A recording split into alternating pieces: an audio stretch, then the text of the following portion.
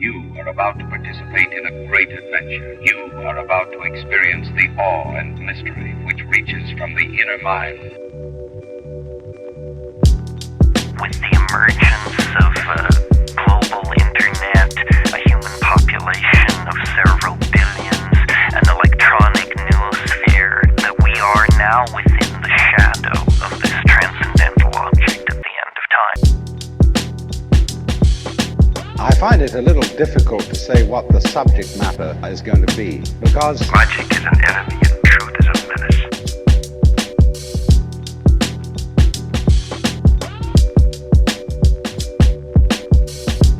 Shake and bake, steps back, three-pointer, bang! Evan, have you adjusted to Houston yet?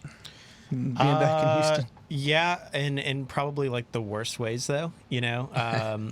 So first example is being out in Oregon. You kind of, well, especially because I was working outside the whole time, you kind of gain a bit of a immunity to the cold, like slightly. Not that I don't get cold anymore, but Right. at a certain point, you just kind of learn to live with it or just ignore it almost.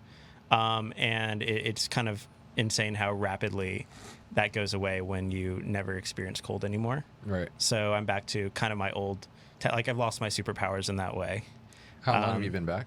I've been back since I got home like literally days before Christmas, so the holidays. Okay. I don't remember exactly, but it's been about like 2 months. So you came home in the wintertime, and then like the winter storm and all that stuff hit, and it was like, oh, Right. yeah, you thought Texas wasn't cold? Guess again. Yeah, no. I mean, I guess I had a little bit of preparation. Right. It didn't get that cold, you know. Right. That's a little absurd, but I do remember whenever I did get home, I was kind of on social media, and people were, I think it was like the first cold front of the year around that time, and I saw people all bundled up and Right. looking, you know, extra warm and cozy, beanies, pea coats, all that fun stuff, and Yeah.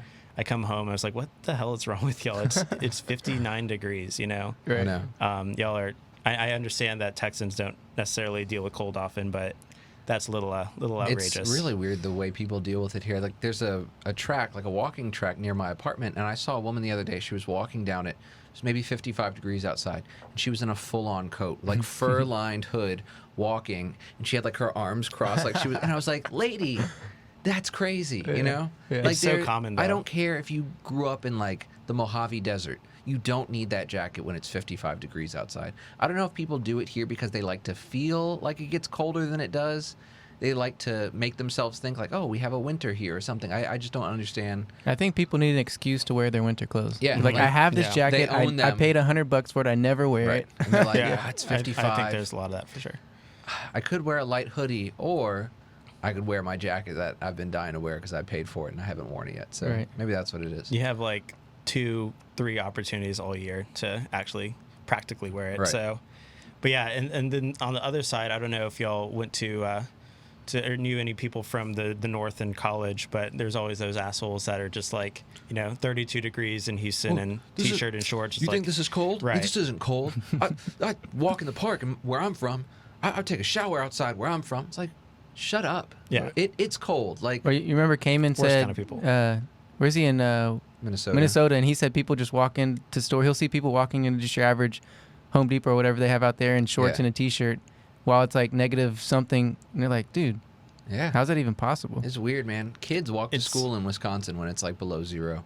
People are like working on their roof, you know?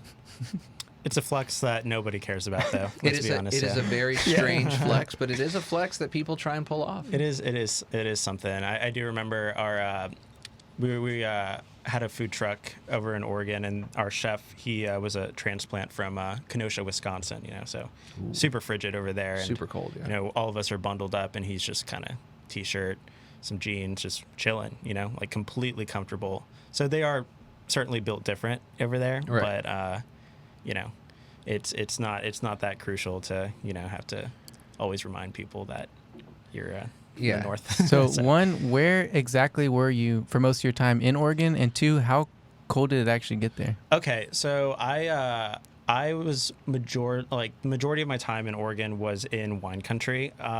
So it's the Willamette Valley, which I think a lot of people are kind of familiar with, especially because the wines are getting a little more popular, kind of throughout the U.S. and kind of internationally as well. But what people don't really realize is how vast the valley is, right? So it kind of essentially starts the very southern tip of Portland, and it goes all the way through Eugene, which is about, I would say, 150 miles south of Portland. And my particular estate that I was staying at and working with, they were about, I would say, 30 miles south of Portland.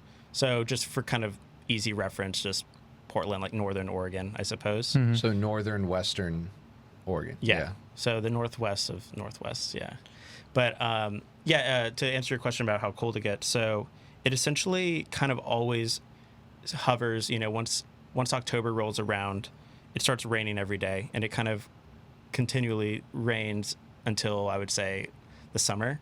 So Wow. you get about like 8 months of rain. I didn't know that. Yeah. Oh, it just rains. Yeah. That's a lot. So my mom's side of the family, I have a lot of family from Seattle. Okay, And so I spent yeah. a lot of time in Seattle. So I love the Pacific Northwest. Yeah, it's and I always gorgeous. tell people it's got to be like the most consistent weather place I've ever experienced. Like you'll look at a weather forecast and it'll be like high 50, low 40, high 50, low 40, like just for days and days and days. So it really doesn't get that cold. Like even though you're looking at it and it's super far north, and like Seattle, it's on the same latitude as like Montana or whatever, but it's really not that cold. I don't know if being up against the ocean does that or what, but I mean, you can just go like 3 states over to Montana and it's drastically colder, but the Pacific Northwest doesn't actually get that cold. Yeah, the winters are very comfortable. Yeah. Like I bet if we looked on the Weather Channel right now in Seattle and probably in Portland too, like 45 and raining. Yeah. Like, that's from October all the way till, May. Yeah. Wow. But I mean, you certainly do, have your colder days. In the morning, I will say it's pretty damn cold. Like, I would say at sunrise, you're looking at the high 20s and stuff. But then it kind of just settles into that 40 to 45. But you never see the sun. So it's kind of like, it's a little bit easier to deal with colder weather when at least you have some sunlight. And Right. But you never do. It's always overcast, and then it's wet. So it's not. That makes it worse. Yeah, it's a little bit harder to kind of feel any type of warmth without the sun sometimes. But it's not the worst. It really isn't that bad. Like Tom was saying, it's way less cold than you would think, considering how far northern north it it is is. and how close it is to the Canadian border Right. and all that. So yeah. Right. Yeah. Okay, so let's introduce you. This is Evan, my good friend, and What's up, y'all? and I originally met him through my wife, who they used to work at a restaurant called Ritual together. Yeah. It's how I met you, and we ended up like hitting it off as soon as we hung out. Like we were immediately friends. Went to plenty of bars, got drunk, watched plenty of Astros games together.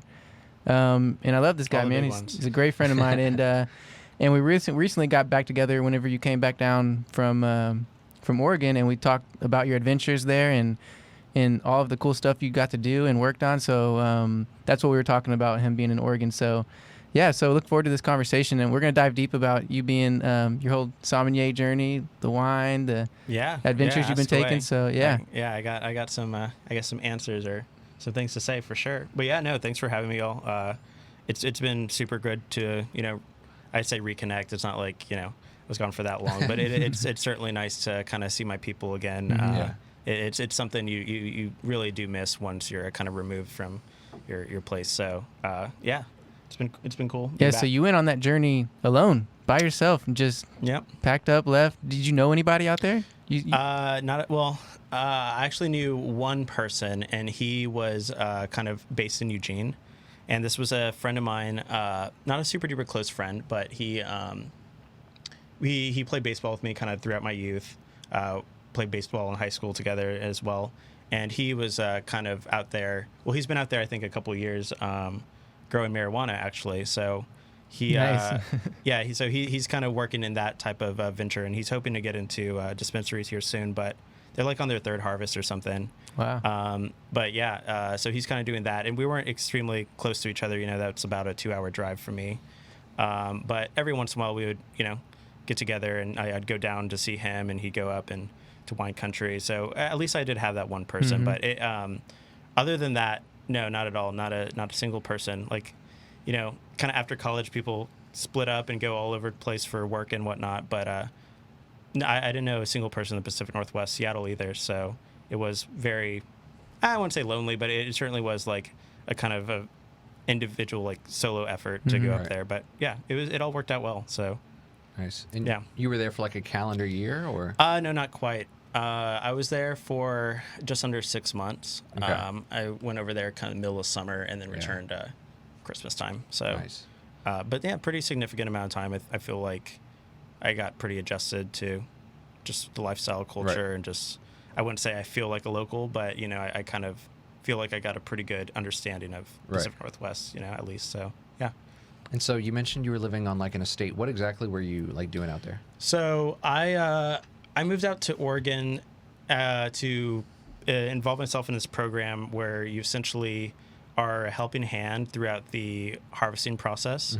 So what they do normally is actually they get a lot of international students that are, for example, French that want to kind of like maybe come from a winemaking type of background that want to study and learn, and so they come and see what it's like in Oregon. Our winery actually is owned. Well, yeah, it's owned by a Frenchman. The winemakers are French. Okay. So there's that connection there. But this year with COVID, of course, they couldn't house any international students. So they kept everything within the United States. But that being said, there are a lot of people that came from all over. So I was from Houston. I had a roommate that she came down from Seattle, another one from Los Angeles, Philadelphia, and Ohio. So there's pretty good representation all around. But yeah, you basically just work and live on the vineyard, and you kind of carry out the whole winemaking process from,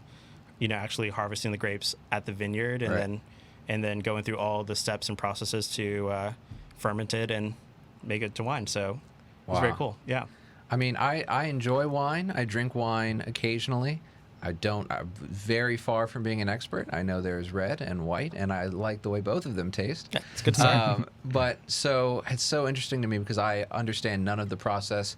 Like I've seen videos of people like squishing grapes with their feet, and to me, like that's just winemaking. But I know nothing about the whole process. So like from like the very start of the process, how different are the grapes that are being used at a winery from like the grapes I would just buy at H-E-B in the grocery store? So they're actually very, very different. They're from two complete different genuses of grapes. So you have the grapes that we get just at the store and then just table grapes, if you will. They come from a type of grape called Vitis lambrusca, where the wine grapes are from Vitis vinifera, right? So they're a lot different. They tend to be a little bit smaller. I mean, they come in all different varieties, but generally speaking, Vitis lambrusca, like your table grapes, they people quickly, at least like European settlers coming into America, they realized very quickly that it makes pretty lousy wine. So what they did instead is just brought over their vines from Europe and continued that way. So like all the wine that's grown in Napa for the most part are kind of like have origins in France, Italy, Spain, and so on and so forth, where those grapes are indigenous. So yeah. Wow.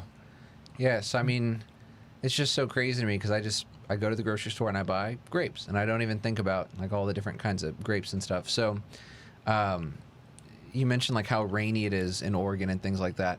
Whenever I think of wine country, I think of like California or Italy or France. I just think of like hills and like the sun is constantly on them. Like, does that rainy weather affect the growing of the grapes? I mean, I would imagine like the whole harvest season is completely different because of the way the weather is, or is that? Yeah, I mean, so it does certainly affect the grapes, but kind of in a positive way that Oregon's pretty proud of, in the sense that you do have completely dry, warm summers, right? So kind of how I was saying that it rains for 8 months, 9 months in Oregon every day. The summer you see like not a drop of rain, right? So you kind of get all your type of, what you need to get your grapes ripe all through this like really perfect temperate summer season. And it doesn't get too hot, right? So the grapes don't kind of get overripe, kind of, not that there's anything wrong with that, but it's just kind of more of a little bit like, cooler climate type of style. Yeah. And it's just, everything's very lush over in Oregon. You have a lot of this, coastal influence that also keeps the vineyards cool. Like you're saying in Napa, in Tuscany and stuff like that, a lot of rolling hills are involved. The valley is kind of like a river valley, right? So it's not super elevated. You get a lot of actually change in elevation. So you're going, high, low, but not so much mountainous, just kind of like these rolling hills. It's very, very pretty. But yeah, no, we're super duper proud of what we can accomplish in Oregon. Some would say that it's the most, I would say, closely related, style of winemaking as like you'd get in Burgundy, which is kind of the mecca from Pinot Noir. And if y'all weren't aware, Pinot Noir like accounts for about 90% of production of wine in Oregon.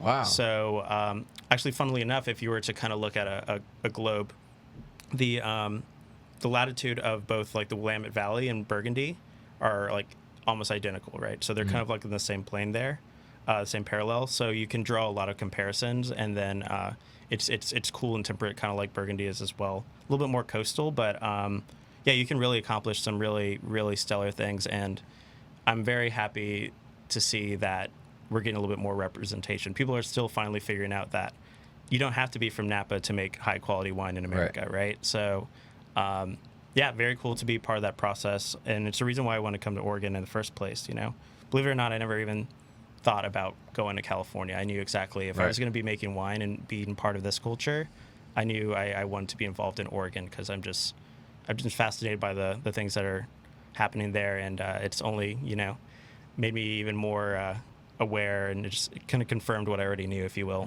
being out there. So it was really great. How long have you like been into wine and that whole spectrum of things? Actually, relatively. I mean, not terribly long. I would say I've been in restaurants for a while. Like all through college, I was in it. So I was surrounded by it, but I didn't really kind of commit or focus in it. Probably until it's 2021. I guess like 3 years ago, 2 and some change, like 2.5. I think it's a little more accurate. But it's just something I really fell in love with, and once I started getting a little bit deeper into it, that passion, if you will, it only increased. So I'm kind of all in right now, but it's it's great. I can at least say that I'm super happy with what I do, and it's just like nonstop changing type of industry. So there's always things to learn, things to study, things to keep you on your toes and interested. So Evan, I will say, since you got back, you have a different aura about you. Yeah. It's weird, I swear, because when I first met you, clean cut. I mean, I don't know if you had a little bit of rogue for little bit of hair facial, but you were clean cut, like well dressed. Like obviously you still dress well, but like now, like you had the beard, your hair grew out a little bit, you have more scuff, and I was like, whoa, he looks like he just went on an adventure of like a lifetime and then came back as like a new person almost. But like, I can feel like that you had like a different experience. People come back from like a vacation or something, they have like the big smile, bright eyes, and they're just like, you know what I mean? Sure. That's kind of how you look when I first saw you, like the first time I saw you when you came back. And you still kind of have that energy. It's like a farmer / like artist kind of like, I don't know, it's pretty cool. But I would say I love it though. Well, you got to keep in mind that like once you start getting a little too wine focused, and you work at a fine dining establishment as their wine person, you have to be this certain person as far as like a look is concerned, right? The clean cut, clean shaven, fitted suit and stuff, tie. And so as soon as I was able to, I was like, I'm stoked to not do that for like a minute, you know. Yeah. And it's like, forget the shaving thing, forget the haircuts. Like, I want to, let's go rogue for a second and just not worry about that. You know what I will say, Adam? It's very liberating. It's great. Like, I'm a huge fan. Yeah. It's. I mean, not that I don't think being clean shaven and clean cut is a bad thing. It's just, it's just kind of, it's nice to have a little bit of a lifestyle change and a little change of paces. It doesn't hurt, and I've been enjoying it. I'm gonna hold on to it for a while, I think. So yeah. I enjoy having long hair, man. Feels good. Yeah. It's like counterculture almost. Like, and I'm here with my shaved fucking sides of my head. He looks very nice, by the way. No, but you had at one point long hair, and then I had like my hair. I could actually like put it up in a bun, and it was just way too much to deal with, so I ended up just chopping it all off. But yeah, I have a beard. That's like as far as I'm willing to go right now with the whole wild style thing. Yeah. But it's cool. It's definitely cool. It's interesting though. Like I wonder why you just think of wine stewards as like, oh, he's clean cut. He's in a. I would love to have wine recommended to me by somebody with, lush flowing hair and a fucking cool beard and shit. It's just weird that like you associate certain images with certain jobs. Yeah. This is Babe. But Well, I want to say that I think, it's 2021. I think the expectations to have to be ultra proper is not, I mean, yeah, you don't want to look like a slob, of course, but I think you certainly have a little bit more leniency nowadays, especially just kind of trends are kind of moving that way. So it's nice to know that I feel like I can probably still do what I need to do. And just don't go to Papacitos. I didn't get fired. I quit because they wanted me to cut my hair when I. And that's so Is that funny. when you It's so started crazy. growing Well, out? dude, like the Papas they're like super notorious for being like very like strict about everything, right? Yeah. That's what I've heard from like everyone that's worked within that company, whether it's the Cetos, Papados, even like of course like the steakhouses and whatnot. It's just I know the Papas family is very just about everything. It was funny because And there was a manager, this woman who had like almost a buzz cut, very short hair. So I didn't understand like you have a woman with short hair, but a man can't have long hair. Like, where's the disconnect? I don't know. I'm like, it looked good, but like my hair was clean. I put it back, made it look nice, bun slicked back. It looked good. Wasn't like shaggy everywhere, looking crazy. So I was like, whatever. But I don't know. It's weird. I used to like all those Papa stories. It makes a lot more sense to me now. The fact that I've like when I was, I don't know, like 21, I was working at this neighborhood restaurant, but kind of like in the Tanglewood area, and Mr. Papas, the older Papas would come in all the time, and you interact with him for like 5 minutes, and then it all makes sense, Oh, Yeah. okay. He's very just like that old grouchy man, like if you don't give him his 5 little twists of the pepper shaker on his salad, it's like he's like this high person. So you don't know how to do it. Give me this and do it for you. Oh It's my like God. he's a delight. We'll leave it at that. Very but pleasant man. Yeah. I can see if how these things translate all the way down throughout his ventures. So yeah, makes sense. If anyone who's listening to this doesn't know who we're talking about, the Papas family is like a restaurateur family. They own countless restaurants in the Houston area, Mexican restaurants, steakhouses, barbecue places, seafood. And yeah, it's like I feel like I'm constantly passing Papas family restaurants. Yeah, it's funny to think you'd assume a corporation that big is kind of like everyone knows them, but they really are. I don't quote me on this, but I think they are either the or one of the biggest like privately owned like restaurant companies in all of America. Yeah, I believe it. Yeah. Yeah. So they are still privately owned. So I don't really think. I mean, I don't know if they have expanded beyond the Houston realm, but I really don't think they have. Like I mean, maybe. Yeah, I don't think. Maybe so. like Dallas. I don't know. I haven't almost seen feel like a there's Papas like restaurant anywhere else. yeah. I don't know enough, but what I do know is that, yeah, it like Tom was saying, literally, like you drive a mile in any direction, there's a Papa's something. Like they really are. They're pretty everywhere. good restaurants. You Yeah. know, like I enjoy them. Well, they're very consistent. It's like you go to a Papa's, you know exactly what you're going to get, and it's going to be good every time, and in whatever type of genre they're going for. I don't know if like your parents are from here, but they used to have an Italian kind of like wing of their thing as well. It's called Papa Mia's, I think. Papa Mia's, I think. Yeah. Yeah. Oh, that sounds really familiar. I Yeah. know for a fact I've never eaten at a Papa Mia's, but There's it a Mia's here somewhere. there's a Mia. I think right Mia's. down the road actually. It's But like a Mia Bella. I think it's a Greek. It's a lot of something. Mia's. Mia somethings. But I want to Got go a lot back of to restaurants in Houston. All right, I want to go back to winemaking because I know that we can dive deep for a second, and but really, I think with anything, for me in particular, I love learning about new like ways of doing things, or just learning about any kind of process that goes behind something. Yeah. In the making of really almost anything, like you can just I just love learning about stuff, and in particular, I find like I'll get a deeper appreciation for that once I learn the process that it goes through. You're just like, it kind of blows your mind. You're like, wow, that many hands touched it, or it goes through this long aging process, or whatever it is. Mm-hmm. And I think with anything, you can really find appreciation in it. And was that kind of your experience whenever you got to actually see it with like firsthand, these processes? Oh yeah, man, 100%. It's like you're kind of aware of what winemaking is and how it's made, but until you actually are doing it and living it, it doesn't really quite. It doesn't really hit you in the same way, I suppose.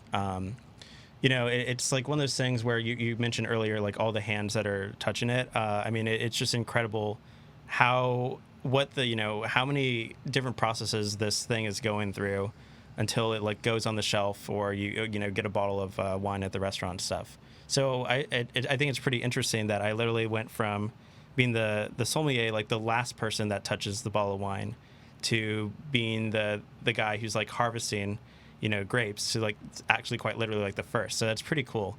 But yeah, it's funny because like working in wine and restaurants, you have the luxury of kind of like reaping the benefits of like the glamorous side of this industry.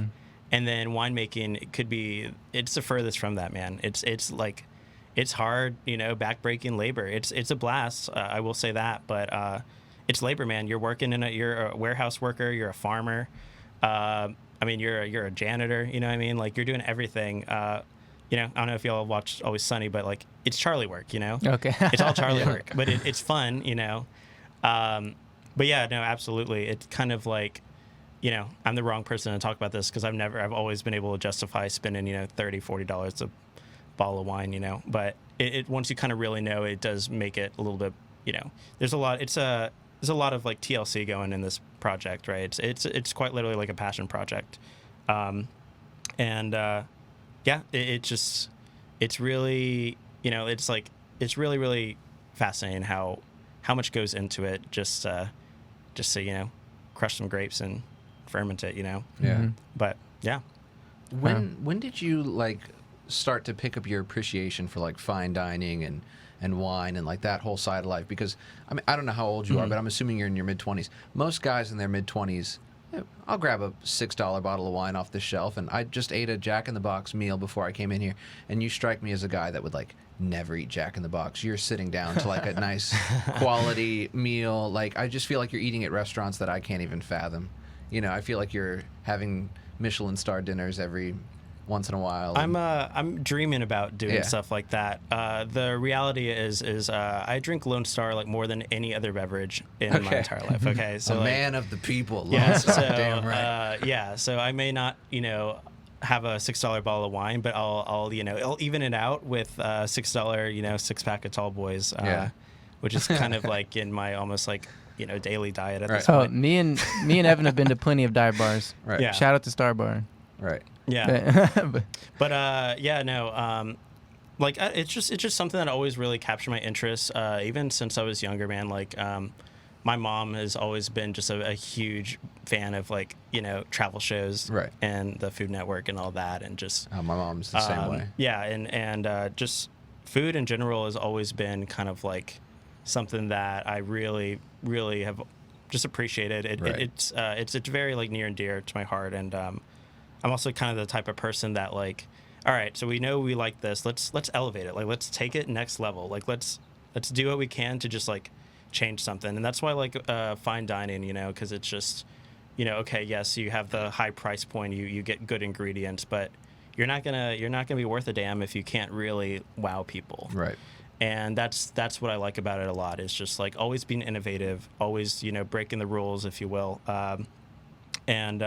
That sometimes you can't really get that in just little like normal places. So that's what kind of keeps me interested, because it's always changing like everything else. So it's dope. Yeah. I mean, I like fine dining too. I enjoy really good restaurants. Is my mic? I don't know. I'm getting a weird sound in my headphones. Are you hearing that? It almost sounds like I'm blown out to just me. It's not too loud, but it just sounds weird. Yeah. No? No, I'm You not. sound good on my end. Yeah, you Okay. sound good. Well, that's good. Okay, then I'll just listen to it weird and it'll come out good. Yeah, I mean, I want to start eating at better restaurants. Every once in a while, I'll try and have like a really nice meal. But then I also I'll drink a glass of wine from a $10 bottle of wine, and I'll be like swirling it around in the glass, and I'll be looking at it. Oh yes, this is quite good, but I don't know anything about wine, or I don't even know what I'm talking about. But I do enjoy like a really good meal. I'm constantly watching like a lot of cooking shows, cooking competitions, stuff like that. I don't know if you're into cooking TV or if you watch any shows like that, or if that's I just like it a little too much, man. Yeah. Like Chopped is my shit. Chopped is great. I do like Like Chopped. I get very excited. There's so many good shows now. Yeah. On Are you a Gordon Ramsay guy? Oh, big time. Imagine not being a Gordon Ramsay guy. It's so weird. Everything Gordon Ramsay does, just sign me up for it. Every Thursday night, I'm like tuned into Hell's Kitchen, or we're always watching MasterChef or something like that. So huge Gordon Ramsay fan. And like I think that's the main reason why I like going to good restaurants, because I like to order stuff and be like, where's the lamb sauce? My Wellington is raw. You know, like I just like going in there and acting like him. He's quite the entertainer, you know. He really is. But he's got the credentials, dude. I mean, I don't know if y'all know, but he like was the youngest chef in the world at the time to get a Michelin 3-star restaurant. Yeah. Right? And there's like 50 or so like in the world. I don't know. Something, not many. Okay, there's not a lot. So he's you know, he knows what the fuck he's talking about. Right. But yeah, man, that guy is a entertainer and a half. It's actually fascinating to see him on the camera, man. It's like just you're so glued to everything he does. I would watch anything that he does. Anything. Like not even if it was like Gordon Ramsay goes fishing, or like Gordon Ramsay, walks his dog, I'd watch it. Right. He's just a great Some guy. people are just like that. Yeah. He's got it. So I'll say how I got into wine originally was working at this Korean restaurant, and I got really close with the family, so I was able to, and I was one of the first workers there. Like I was there as they opened up, so I got to watch the whole process of a restaurant opening and everything that takes, which is just back-breaking work. The owners are sleeping in the office, waking up, going back to work. It's a crazy experience. But they were big into wine, so the GM, who's another part of the family, like I got really close with her, so I got to sit in on all of the wine tasting. So all the wine reps would come in, I would listen to their whole spiel and get to taste all of the wine, and it was a really cool experience. I was just like, wow, I was very new into it. So I would get to sit in at least once or twice a week, and a lot of times they were coming in 3 times a week, and so I got to really good experience of just tasting, hearing the stories, because a lot of them are just the stories. Here's where it's from. They'll tell you, here's the family, this is what they did, and all this stuff, and then you get to hear everything in between that, and it was a really cool experience. And like I said, once I understood what went into it, and then just my palate experiencing all those different flavors, and like, wow, wine can taste like this same type of wine or varietal of grape can taste completely different depending on this and that, and it was just a wild experience. And I remember just like thinking like, damn, I love wine, and I was like, this shit is good. And I would go over and stay at the GM's house, and she would just bring home all the open bottles of wine, because we would pour by the glass, and the ones that are about to go bad, we would just take all of them home. So we would take like 4 or 5 bottles, have a great night, and just experience wine like that. And that's another thing I noticed about wine was I forgot when it was, like a month ago, whenever you came over and hung out, and we just had a really great time. Evan brought over 2 bottles of really nice wine. It was delicious, and that shit was so good. and we just hung out and talked for hours. And that's usually my experience. Anytime there's a bottle of wine involved and friends, it ends up being a wonderful night with great conversation, and you can just talk and have a great. I'm sure you can do it with other spirits and stuff too, but there's something in particular for me with wine. One, when I'm drunk off red wine, it's the best feeling in the world. Like any other, I would take red wine over anything if you ask me. Any kind of red wine, I love it. But it's just a really awesome experience and journey I've had with wine in particular, and so. That's why I'm happy to have you on and explain to people who may not know, and just the process and understanding like what goes into it, and try different things, and wine is one of them, you know? Yeah. It's interesting how you get like a different drunk off of each different type of alcohol. But for some reason, a wine drunk is just so pleasant. It really is. I want to actually expand on that. So this is like my take about all this. Okay, so some people you'll hear this. Just for example, right? Like tequila makes me crazy, and beer makes me horny, and whiskey makes me fight, and vodka makes me cry, and gin makes me call my ex or whatever the hell. Jesus. I don't know. I'm just coming up. But I don't subscribe to any of that whatsoever. Like I feel like drunk is drunk, with the exception of wine. I think wine is a little bit different. I think it's a little bit like warmer. It's a little bit cozier. Yeah. It's a little bit softer. That being said, if you drink enough wine, when you're drunk, when you're like wasted, you're wasted. Yeah, okay? exactly. Like it doesn't matter if you're drinking wine or anything else. If you're blackout, yeah. Wine, Four Loko, you'll once you get there, you're there. But that's kind of how I feel. I don't know. I don't really subscribe to that line of thought. I think I think if I drink like craft beer, I feel a little different, but like not in a good way. I think I just feel like shittier. You feel shittier drinking craft beer? Well, I don't know. Like, I've had some really interesting experiences where like I'll go to a bar and I'll get 3 like pints of some type of like double IPA. Okay, so I guess it's a good amount of alcohol content happening there, but I'll be like fucked up, man. Like Yeah, same. wasted. Like maybe not wasted, but it's like, why am I so drunk off of 3 beers? You know, and then like even the next day, it's never pretty. That's why I'm kind of like, it's funny. Like I think the more interested in like my palate expands for wine, the more it devolves for beer, right? So it's just like every day that passes in my life, I like IPAs less. That's something I've realized in like the past year or so. I'm not an IPA person at all. Yeah. I used to think they were kind of okay. Now I will like never order an IPA unless someone comes up to me and says, hey, I found this really great beer. I want you to try it. I'll try it, you know, but I like if I was left to my own devices, I would never ever drink an IPA. I just don't enjoy them. Yeah. Yeah, Everyone's different. I think there's like definitely exceptions. Like I will say some of the best beer I've ever had in my life did happen to be IPAs, but I think I really liked them a lot because they were just so balanced, right? It's like there wasn't that aggressive hot bite happening. It's just like, yeah, it's there, but it's like it's a kiss, you know, it's not a bite. But oh my god, I think it's just like there's so many bad IPAs that exist. I like think that's fucking what it is, yeah. abysmal. Right. You know, and They're just like unpleasant to even drink. It's unpleasant to like even smell, let alone like drink. You know what I mean?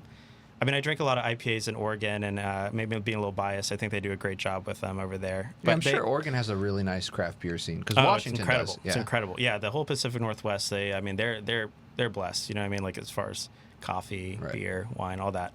Oh yeah, you're big into coffee too, or at least I know your brother is too. It's so bad. It's really bad. It's like I'm so spoiled. That's the thing. You know, that's like it's the one big thing that all the Pacific Northwesterners are just so hot for. You know, Yeah. it's coffee, everything coffee, and especially in Washington. Oh my God, Yeah. Seattle's just coffee everywhere. Yeah. yeah, Seattle's responsible for all this mess. Yeah. You know, God damn it. But yeah, it's certainly, you know, their culture is so like closely knit to all things coffee related. It's pretty crazy. But you know, I got to reap the benefits of that for sure. I mean, you're probably stuff's incredible. You're over probably there. having some of the best coffee Yeah. on so the planet. Good. So good. I mean, you know, we're like you can get good coffee. Like Houston's really on the come up. There are some very good coffee shops here. Yeah. But it's just like, you know, there's a handful of really good ones, and then the rest is just like take it or leave it. You know what I mean? Where like over there's no such thing as like a bad cup of coffee. At least I haven't found it. I mean, there's, you know, your super generic places. So, but like just like a little like mom and pop standalone coffee shop, man, you'll always be happy. Like Nice. always, you just go wherever. So it's Speaking of generic and very like craft, what would you say? Okay, so like the average wine drinker, whenever you're going to the store to pick up like a bottle of wine, I would say probably people are probably buying in between like the $10 to $20 range of like your average, just a bottle for the night or something. Of like, what percentage of those, like in that price range, or just the average wine drinker of that wine they're buying, is like really craft or like not very generic and kind of like I thought I saw somewhere like a lot of wines are like being like basic like taking taking shortcuts and like cutting corners and doing things that just the normal winemaker would like really frown upon and look down upon. How many of those? How much of that is out there? And like how much of that are people drinking? Too much. And That's what I think most people, especially our age, we're all in our mid 20s. I think that's typically what people drink. Unfortunately. But no, that being said, you know, you're saying that $10 to $20 range. That's how I shop, dude. Like, yeah. I drink too much wine to really spend, you know, $50 every time on every bottle. That would be a little overwhelming. But that's how you kind of have to do your research a bit. Right.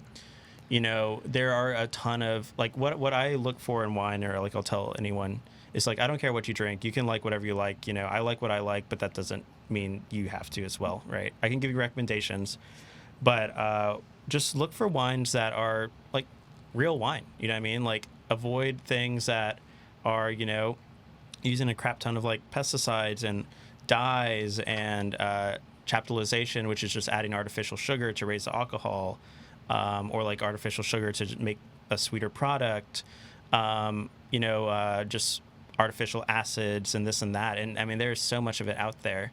And like I would call that kind of like a recipe winemaking, right? Sure. It's not really for the actual product itself. It's like they figured out what this like taste profile is that's you know, attractive to, I guess, a younger clientele or just general people, and they roll with it. You know, there's a lot of really, spectacular wines that are $15 that are made the right way, where it's literally crushed grapes or pressed grapes and pitch some yeast and they're fermented into wine. That's all I want. You know what I mean? Just Right. just wine to be exactly what it is. It's grapes. Yeah. But yeah, unfortunately there's so much on the market, dude. And it's like, I mean, if you just go peruse in Total Wine, you'll see all this, just I don't even know what, but Are you able to see a lot of that on the labels, or will you have to go to like an app or like maybe Google because I know there's some apps where you can like literally just scan the label or a barcode or something and it can pull it up and show Right. you what's in it and stuff like that. Well, those exist, but those are more like rating type of things, Right. and not so much like how the actual vinification process was. I think you just like kind of for me, you look out for certain like regions, labels, importers, producers that They're trusted. that are trusted. So it's like, Gotcha. I know, I'm familiar with so and so producer. I know that they would never, compromise their product to make a sale type of thing. Right. And I guess that just comes with experience and exploring. But I would say the first mistake that everyone makes, right, is they reach for a bottle because the label looks appealing. Oh, Right. there's so many wine labels that are just so cool now. It's like, oh yeah, The 19 Crimes with Snoop Dogg on the cover. You're like, oh, Snoop. Yeah, that's a perfect example of shit. right. But yeah, no. But yeah, like that. I mean, marketing is so powerful, right? Yeah.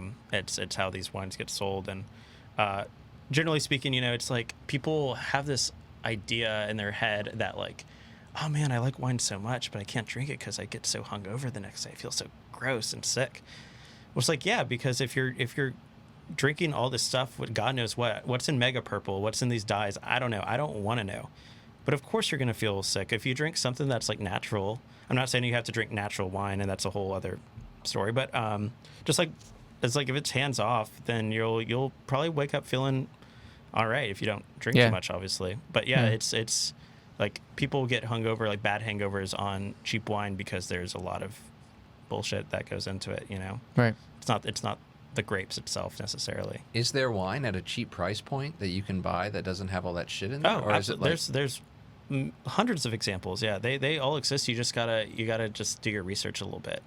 So like Adam was saying, there's apps, but they're kind of, think of it as like Yelp for wine, right? Yeah, it's basically just reviews. It's not really like, okay, here's how this was actually made. Yeah. Yeah, but what you could do is like, I mean, if you want to go, I know it's a bit of a hassle and it's a kind of time consuming. But yeah, you could look at the label, you could Google it, you could go find their representative or like their parent website, and then kind of like scroll through. Usually, especially nowadays at grocery stores, there are some people that can certainly help you out. Yeah. I'm skeptical still with like the Total Wine and Specs people because they have like their own. Well, Total Wine especially because they do have their own like private label that the employees are pushed to push on their consumer, which like, yeah, it's happened so many times. I never want to be an asshole and like not give people time of day, because usually when I go wine shopping, there's sometimes where I just like, let's just see what's available, and I'll just see what's good and I'll pick it up. But sometimes you're in a very specific mood, like I know I'm going to get this wine or this bottle at this price or whatever. And you'll see a lot of times, and I hate to say it, but it's like you go, and this is not just with wine, this is like with whiskey and other spirits, right? Sure. But it's like you'll go and, you'll have you'll pick your bottle up, and then they'll like almost be condescending towards you. It's like, you don't want that. What you we really do want is our wine. Yeah, and it's just like, man. And, I don't want to ever be like that, Mr. Knight in shining armor for the consumer, but I have seen it with my own eyes of people get got while I'm shopping all the time. And, it's like, I feel like that's, it's not my place, right? Sure.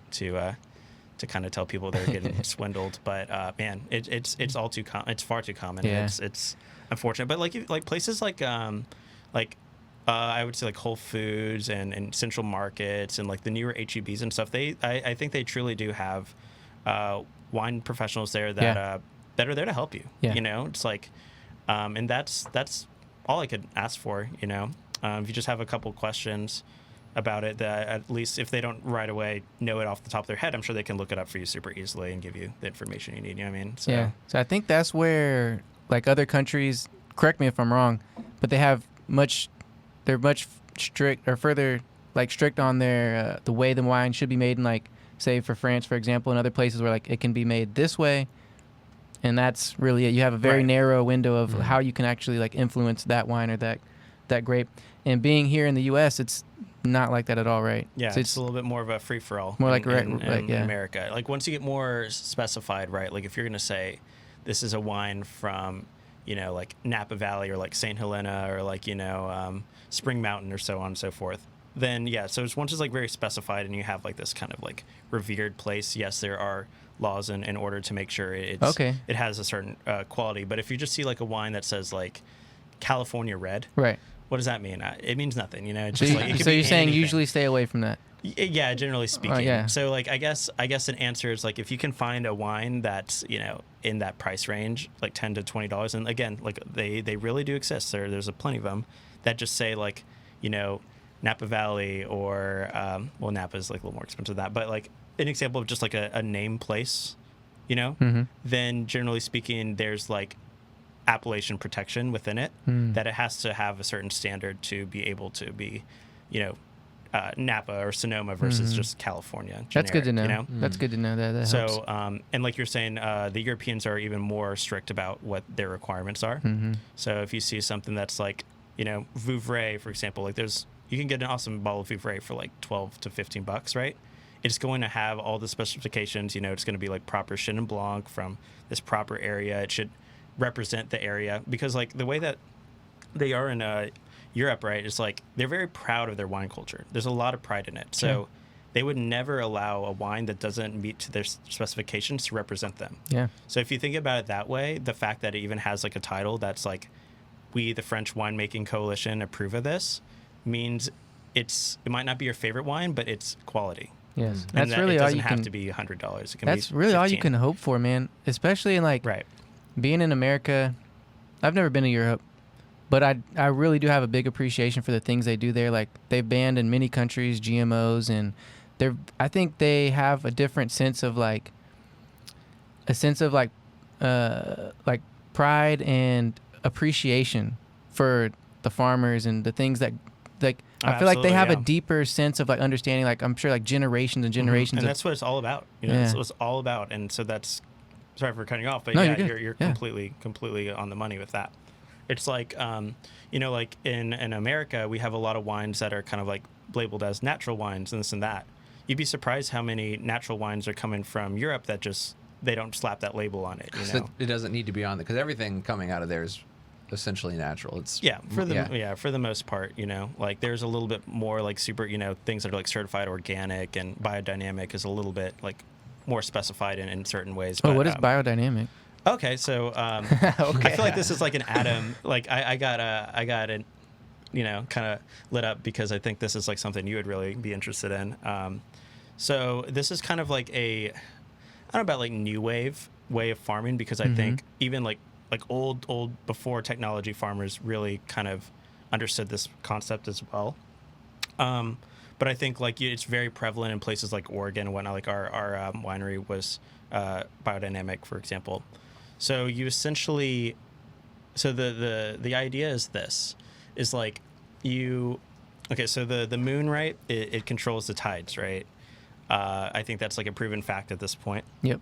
So if the moon is powerful enough to like, you know, to control something as vast and powerful as the tides, that means that anything with like a water content, anything like living that like relies on water, in a way can be directly related to the lunar cycle. That's the idea, right? So you basically you have your calendar, and you harvest on certain days and you plant on certain days, and so you basically your whole farming is related to the cycle Of the moon. Yeah. So and that's the idea. It's like this is a living, breathing organism that, you know, like grapes, for example, are like 90% water, like within their, you know, structure. So and in turn, it's just like that's supposed to, you know, prove like a superior product. And you know, I think there's detractors, and I think it's a really interesting thing for sure. I think it's a really cool thing. Another really big important thing is that like you have to protect the process of like nothing is wasted, right? So everything goes back to where it belongs, in like within itself. So like that's like, or you're working with like of organic matter, right? So it's like, once you press grapes and you have the pumice, and it's kind of like you already got all the juice and alcohol and everything you need out of them. Well, you don't like throw it away, right? You get it, you put it into a tractor, and then you kind of like litter it like throughout the vineyards, and then it nourishes the soil, and then your next harvest will be a little bit more plentiful or rewarded for it and stuff like that. So there's like no waste within it. Like at our winery, for example, you're using a lot of water right there. You're cleaning out tanks, hoses, and whatnot. So they all get drained through like this like pretty heavy duty filtration system, and then basically and then you go back and sprinkle the vineyards with the water. So yes, there's waste. It's impossible for there not to be some, but you try to eliminate as much as you can. That's kind of the idea. Yeah, that's fascinating. So yeah.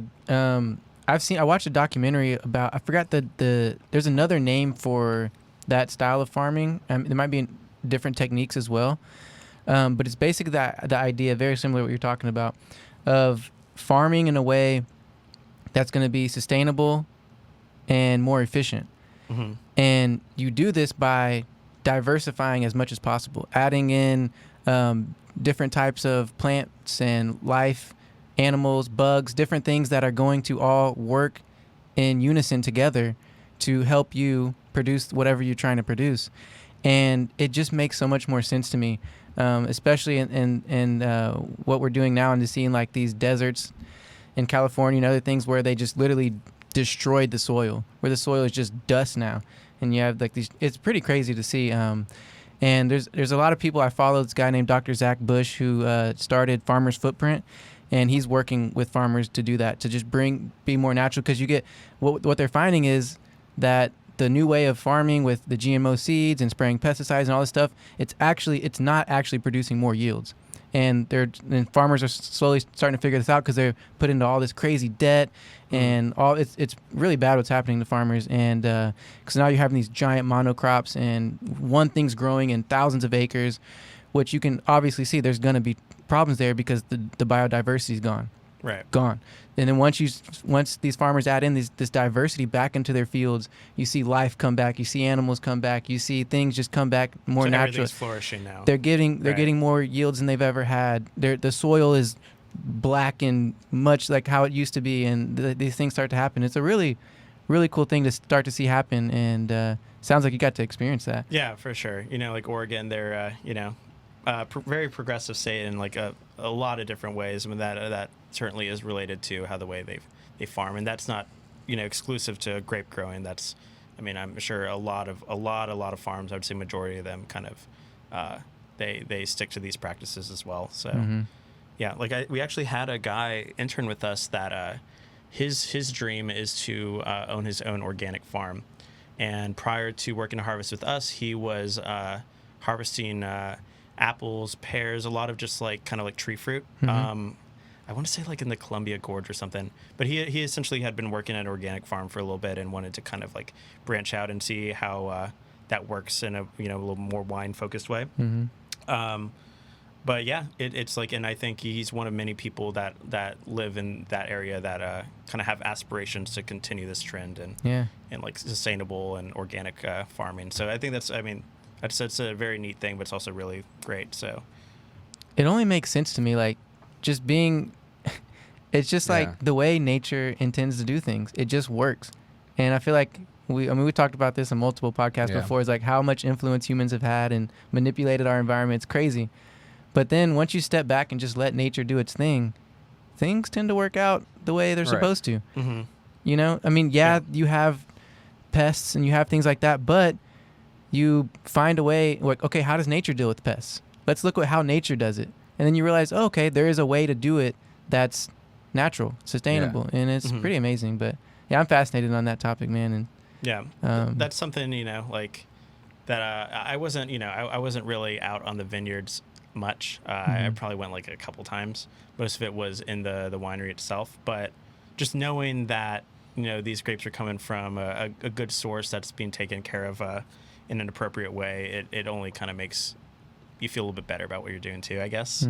I'd feel like awkward going somewhere that's really just not putting in the time and effort and care to like do things the right way, Yeah. you know. So it's that's all. It's just nice to kind of have that knowledge and know that. So Sure.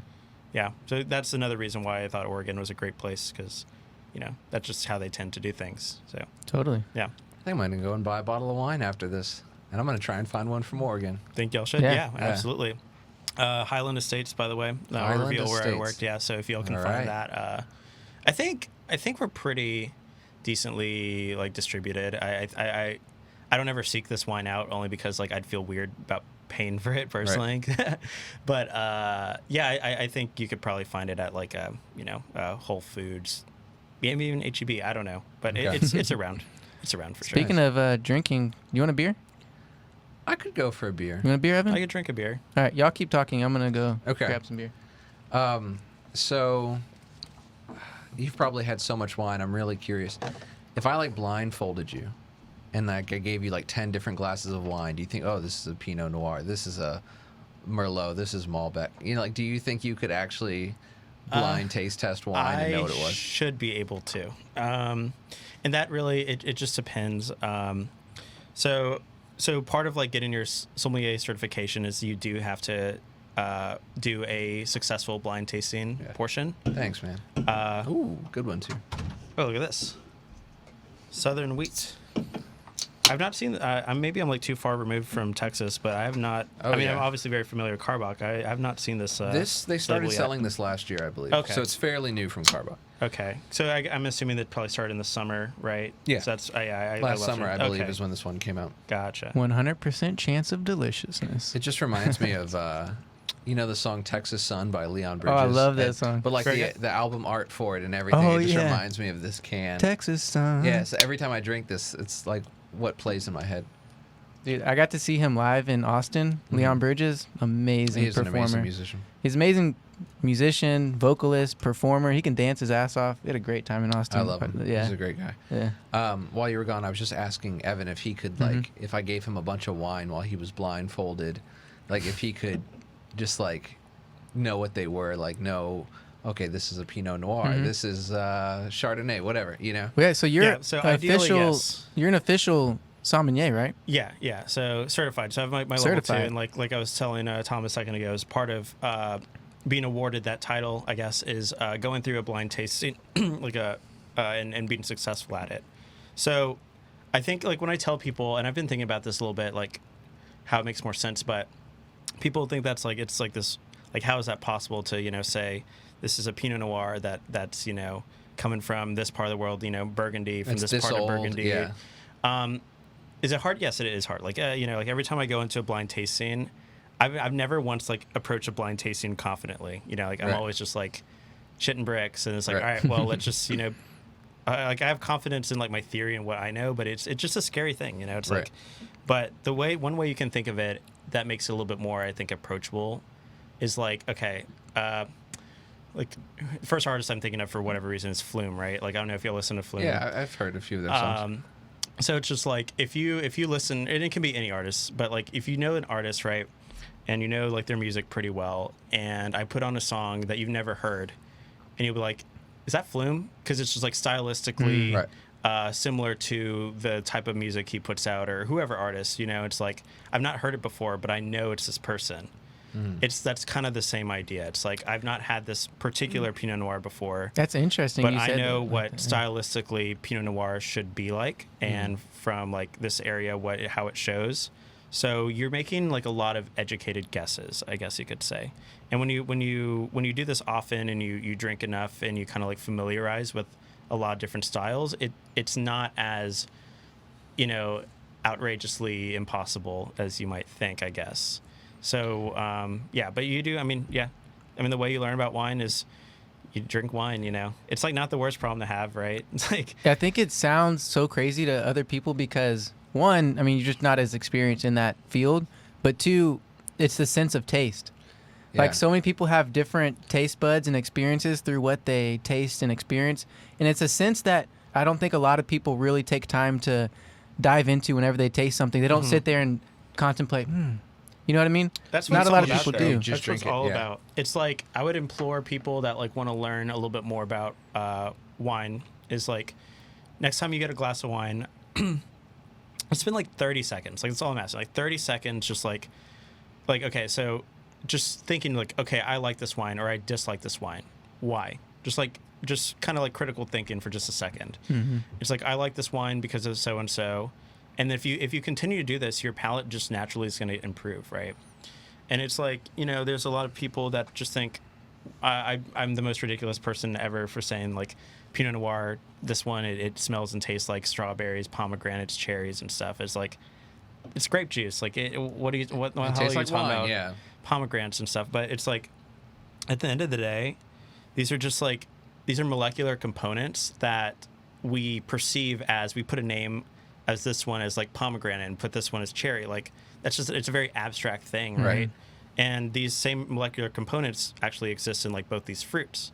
So it's actually like not bullshit that like a particular wine can taste similar to like a cherry or a blackberry and this and that, because they share the same compounds. Right. But how do those like cherry and pomegranate notes get brought out of just grapes? Like, how are you, because these wines that taste like, you know, different fruits, they don't actually have any of that other fruit in there. So how are those flavors coming out? Well, again, it's just like the shared molecular compounds. So it's like in like Pinot Noir grape, for example, it has like a lot of those kind of like red fruits. Those like bright red fruits, where like a Cabernet is going to have things like your blackberries, your like currant, kind of like your black fruited type of things. And I think what you're saying is the same, when you're saying molecular compound, you're saying the same thing that makes that grapefruit or that cherry have that flavor.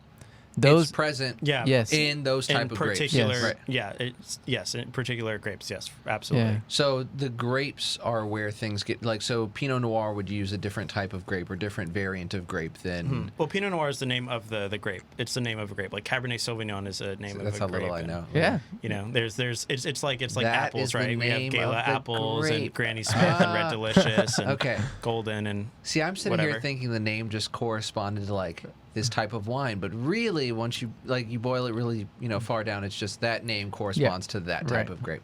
Right. Yes. Okay. Yeah. I feel like a fucking idiot. So but- yeah, No, no, it's fine. It's like I'm sure you're at 90% of the population. Yeah. Yeah. Yeah, but yeah, no, it's like it's interesting. Kind of just like I said, they're shared components. Like I said, it's an abstract thing, but to kind of like, we know this smell and taste as grapefruit.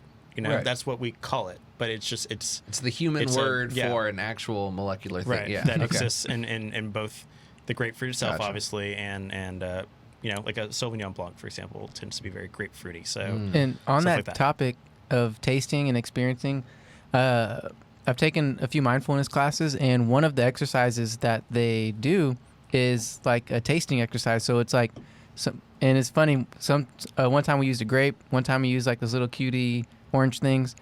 And the process is basically you take it, before you even eat it, you smell it, feel it, the texture of it, and you just kind of with it. And this is a part of the mindfulness practice, is just being aware of what you're holding, what it smells like. Okay, you're experiencing it. Okay, then you take a bite into it. Whereas the average person just fucking takes the fucking skin off, eats it, you know. Yeah. You're not So even- so then you take a bite of it and you let it sit in your mouth. And you go, okay, now what are the flavors? Now what am I experiencing? Okay, then you bite it, you chew into it. Then you feel like the juices expand in your mouth, and you're like, wow, okay, now I'm tasting this. Now the texture changed. Now it's a little this, and then you swallow, and then you're like, okay, now the aftertaste, and so you sit with that. Your little eyes are closed, and you're just with that, and it's a beautiful experience to have, because you really are just experiencing like just that. You're not focused on anything else, not anything that's going on in the room, the music, anything. You're just with that flavor and that taste, and it's literally just a mindfulness thing. It's like a meditation in itself, that experience of doing that, Yeah. And so that's what I think you're doing when you're tasting wines, or you're tasting beers or different foods. And people do it all the time unconsciously, where they take a bite of something for the first time and they're like, wow, or ew. You know what I mean? Like that in itself is like this. It's a really cool experience to have. You know? Yeah, it's a great thing. I think it's a wonderful exercise to just, like I said, just have a little bit more like critical thinking in your life. Mm-hmm. You know, it's with something like wine. Yes, you're kind of like always like hyper aware of things, but like even myself, dude, it's like I'm not. If I open a bottle of wine with you, I'm not going to be like, oh, this whole time I'm just be like ignoring everything you say just because I'm like so wrapped up in this. Yeah. It's like There's a time and place for it. I'll give myself just a little bit of time. It's like, okay, yeah, that's interesting. Now then it's like, let's just drink, dude. Sure. Like, it's not that serious. But if you do just take a little bit of time, that could be, not just wine, beer, coffee, Sure. just like, a snack or whatever. It's like, why are chips delicious? Because they're like salty and they have this like crunchy texture and it's great, just stuff like that. Sure. You'll start to understand. You'll be a little bit more in tune with your palate, kind of, if you just take a little time. That's all. That's all it is. Yeah. I feel like for me, it depends on the setting I'm in. Like if I'm out with friends at the bar and I'm watching like a soccer match, or I'm watching a fight or something like that, and we're drinking, I could be drinking whiskey and stuff like that, and I'm not really thinking about it. Right. But if I'm home alone by myself and it's 11 p.m. at night and I'm gonna try a new whiskey I've never had before, I'm like exhaling and like trying to identify like the notes that I'm getting. That's super true. Yeah. But it's like if I'm out with my friends and we're like out doing something, or if I'm at an event, I'm not even thinking about what I'm putting There's down like my 10 fucking other things throat. I'm that's just like in the forefront before even. I'm just drinking, not even thinking about what I'm consuming. But it's like weird how when you're in a completely different space and mindset, you're like, well, hold on, let me enjoy this now. Let me think about what does this smell like? Oh, I'll drink whiskey and like, oh, there's some chocolatey and some oak notes in there. Right. Like. Would you say whiskey's your go-to? Yeah. Whiskey is definitely my favorite go-to thing to drink. I mean, I'm also big on craft beer, but I would say I enjoy really good whiskey or really good bourbon. Yeah. I think that's why I like Lone Star so much, is because like I'm not used to having you get to turn your brain off. Yeah. It's a drink. It's like, You know what you're Yeah, gonna it's just get. a it's beer. so pleasant. That's like all I want sometimes is to not have to worry about it. Just like. Right. Just have something cold and bubbly and Right. Like it could just come in a white Simple. can that just Simple. said beer. Like that's because it's just it's beer. funny like that you say that because like Lone Star is like kind of like our local Texan swill. Right. The Portland equivalent is exactly what you just described. It's just a white blank That's white so can. Portland, bro. It says pub beer, so there's another Nice. additional word, but you should look it up and see if Oh, yeah, Yeah, pull it yeah. up. dude, it's like actually probably the What, it's closest just thing I called found I to think- Lone beer. Star. Who makes it? It's like a brewery called 10 Point or something. I want to say. I think either Walmart or 10 Barrel. Sorry. Yeah, Costco or close. someone came out with their generic beer. You're gonna love it. And that's what it said. Hold on. There, see it? Oh my God, Adam, put this on screen. Oh. Yep. Nice. You I know didn't- what you're getting. Yeah. It says craft lager. It's Lone Star, dude. It's Yeah, it's just a pure white label. yeah. But That's cool. That's such an Oregon thing. right, and it's kind of like has that super cheap price point too. Like Right. I'm sure a 6-pack. I think things are a little bit more expensive up there, but you're not But they- even getting near like pushing $10. There's almost something like so Portlandia about this. Like it's almost like it almost makes fun of itself. You know what I mean? It's just like it just makes me think of Portlandia. Right. Right. Well, yeah. It's like when you think of Portland. A fun fact: Portland has like the most breweries per capita than any other American city. Number Oh. 2 is Asheville, North Carolina. What? Random, but cool. They're hip, man. That's Wow. like a super hip city. But I've heard good things about North Carolina. I've I- never I heard really anything And they about have a Asheville. beach. They have a beach there too that a lot of people don't know about. They got mountains. They got Mountains and I beach. was talking to I've only been to a South friend Carolina. yesterday that went skiing in North Carolina with Wow. like in college. But anyway, Skiing in yeah, North- they got a lot Holy more than shit. you give them credit for, I All guess. right, we need to go to North. I've been to South Carolina. Apparently, it's Wasn't very very cheap. But what I was gonna say, yeah. So like, kind of how we were saying, wherever you go, there's a Papa's. Like wherever you go in Portland, there's a coffee shop, of course, and then like a little brew pub. They're everywhere, and kind of like the coffee thing. They're all solid. Like of course there's some that are better than others, but like you get some pretty good stuff just like wherever you go. Like I didn't know crap about anything when I got there, and I didn't like get on a damn travel vlog thingy, and Right. I was just like, this place sells beer. That's good enough for me. Yeah. And it's like you walk in, it's like, it's pretty good. But yeah, kind of like you were saying, like the Portlandia thing. It's like everyone thinks, I live in Portland. It's like Mr. Snobby craft beer guy and stuff. Which I think, of course, there is some of that. There is certainly some truth to it, but it's nice. I think they are like kind of again like going like ultra meta, where it's just Sure. like, hey, pub beer. Yeah, It's literally yeah. that. It's exactly what just your generic cheap cold lager is. It's cheap. Right. It doesn't cost much, and hey man, like it gets the job done. It's great. I was a big fan of shout out pub beer. Shout out to 10 Barrel. I will Sorry for say- getting your name wrong earlier. I do love something about when you go to places where it's like it's hard to find like macro stuff, and it's so easy to find the mom and pop stuff like Colorado Springs, Denver. I've been to some places where it's just like you go down like their main roads and stuff like that. You don't have an option but to get the local stuff, and I love that. It's like there's just something unique and cool about it, and then it's something special about it too. Like you're gonna get something different, local. And it's like, it just feels good, like when you do it versus going to a Walmart and picking up a 6-pack. You know what I mean? Yeah, absolutely. I mean, yeah, it's like you always want to support what's local, locally sourced, whatever, and this and that is always going to honestly just yield you a better product. Like like you're going to get something that's special. Yeah. You know? I was going to say, actually, going back to like Oregon beer and why I think I was pretty infatuated by their IPAs is that they have the luxury of, okay, so like if you're making an IPA like Carbach, for example, or St. Arnold, any like IPA here in Houston, right? What you do is you purchase these like dried hop pellets, right?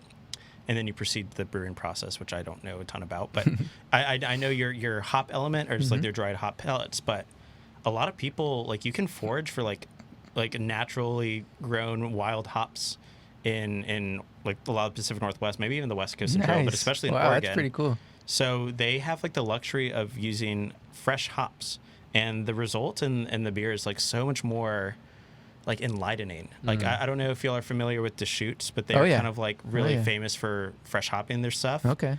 And it's like there's a noticeable difference. It's like very like juicy, very expressive, very lively, vibrant. And it's just like, it feels cool because it's like, a fresh version of anything is always going to be better.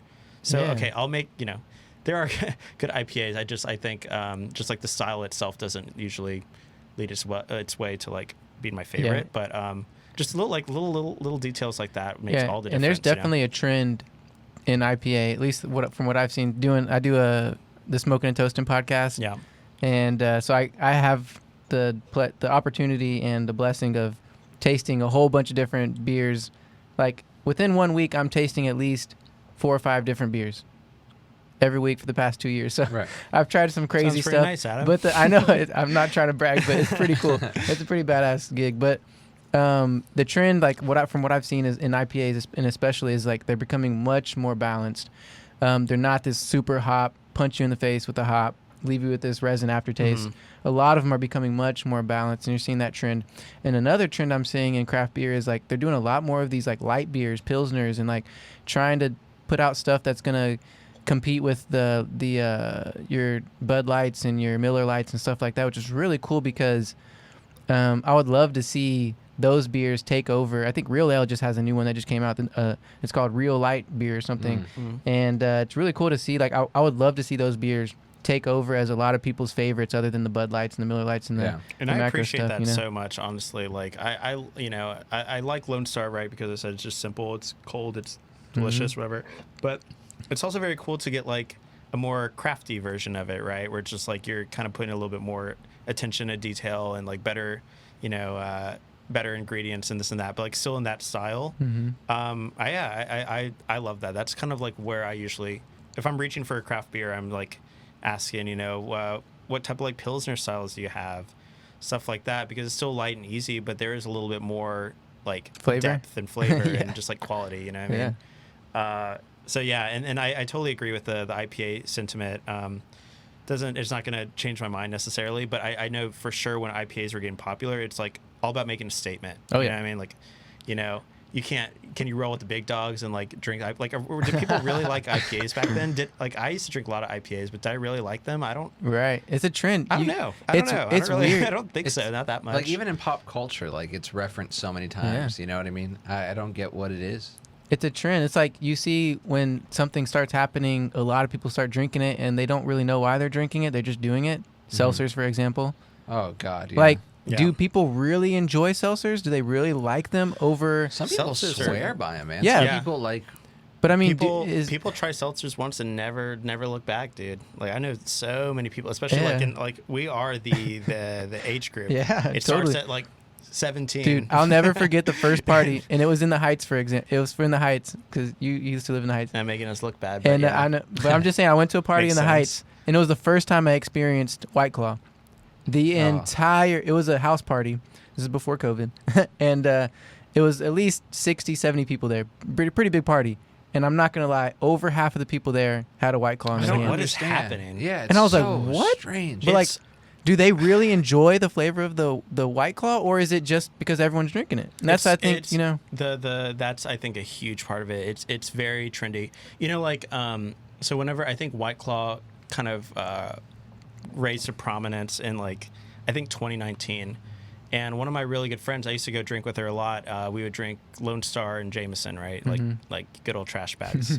That's the combo right there. Classic combo, man. Classic. But yeah, she was just like, I'm a little bit less into beer these days because like White Claw, it's like light and refreshing, and it's got less calories or whatever.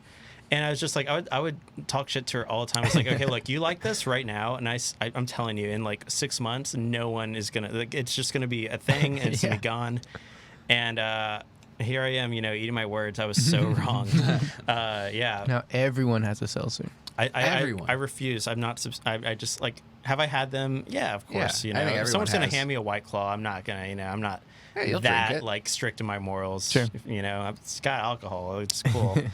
But I can say with confidence I've never purchased a case of White Claw or Truly or any Neither other have I. seltzer variant. I've never spent look at any of us. my own money. Yeah. I mean, I'm not even trying to sound like a snob or like I'll never pay money for that, but I just don't get it. Yeah. And I drink seltzer water. Like I drink LaCroix Yeah, it comes out of my fucking tap, I love a Topo Chico. Right. With I haven't lime. had a Topo in a while. But yeah, I don't they're so understand. good. And everyone has one. When I saw Natural Light was selling seltzer water, I was like, now we've gone too far. Well, everyone's got that's hilarious. It's so Natural like Light. what? Yeah, that just so freaking funny actually. But it's like you got to compete. It's like the kids want their seltzers. Is like Pabst. Like everyone. everyone. Like my funniest the funniest like ad campaign I think I've seen for seltzers of just like we're a macro brewery that just has to do this because that's like where the market is taking us is Coors. Y'all know their like little like sales pitch. It's buy a case of seltzers and we'll donate X amount of money to like river conservation or something.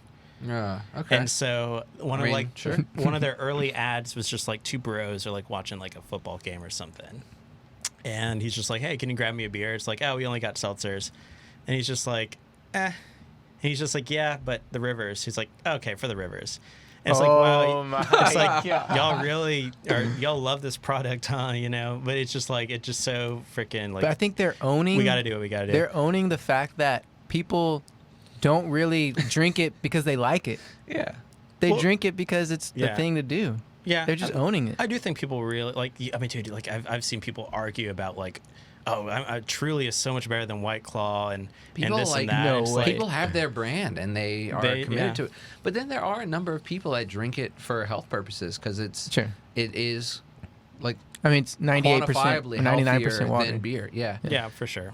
So I mean, there's that aspect. Like, if you It's for cheating. health reasons are choosing to not Cheating. drink beer, and I mean, like, I guess, it's like getting your beer but cheating. Yeah. Like, I can understand that. But if you have no dietary restrictions and you're actively choosing to drink seltzer, I don't understand it. Well, sorry, but like my like I don't know. I think seltzers they have like if you're going to float the river or you're going to be like You're outside gonna be for out in at the the beach sun or whatever all day getting cooked. Okay, cool. But I think it's so weird. Like people, every bar like they sell White Claws and stuff now. Mm-hmm. And it's like seeing people drink like go actively order a $5 $6 thing of White Claw at a bar. It's like all right, this is too much, man. Right. That's where I kind of draw the line. It's like that shouldn't be in bars. Like I get it like at a little barbecue or whatever. You're having makes sense. You're having your draft party on the river and you're just gonna be getting cooked in the sun for 3 hours. Yeah, I could understand. You just want to drink seltzers. What is the alcohol?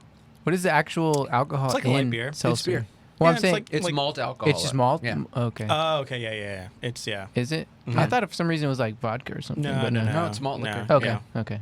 Malt liquor. Yeah, and they're like Isn't that crazy? They're like light beer ABV, like 5 and some change maybe. Yeah. I don't know, but I don't know. It's a thing. I think I really I think it's here to stay, and it's kind of like it's hurting us in wine. It's hurting beer.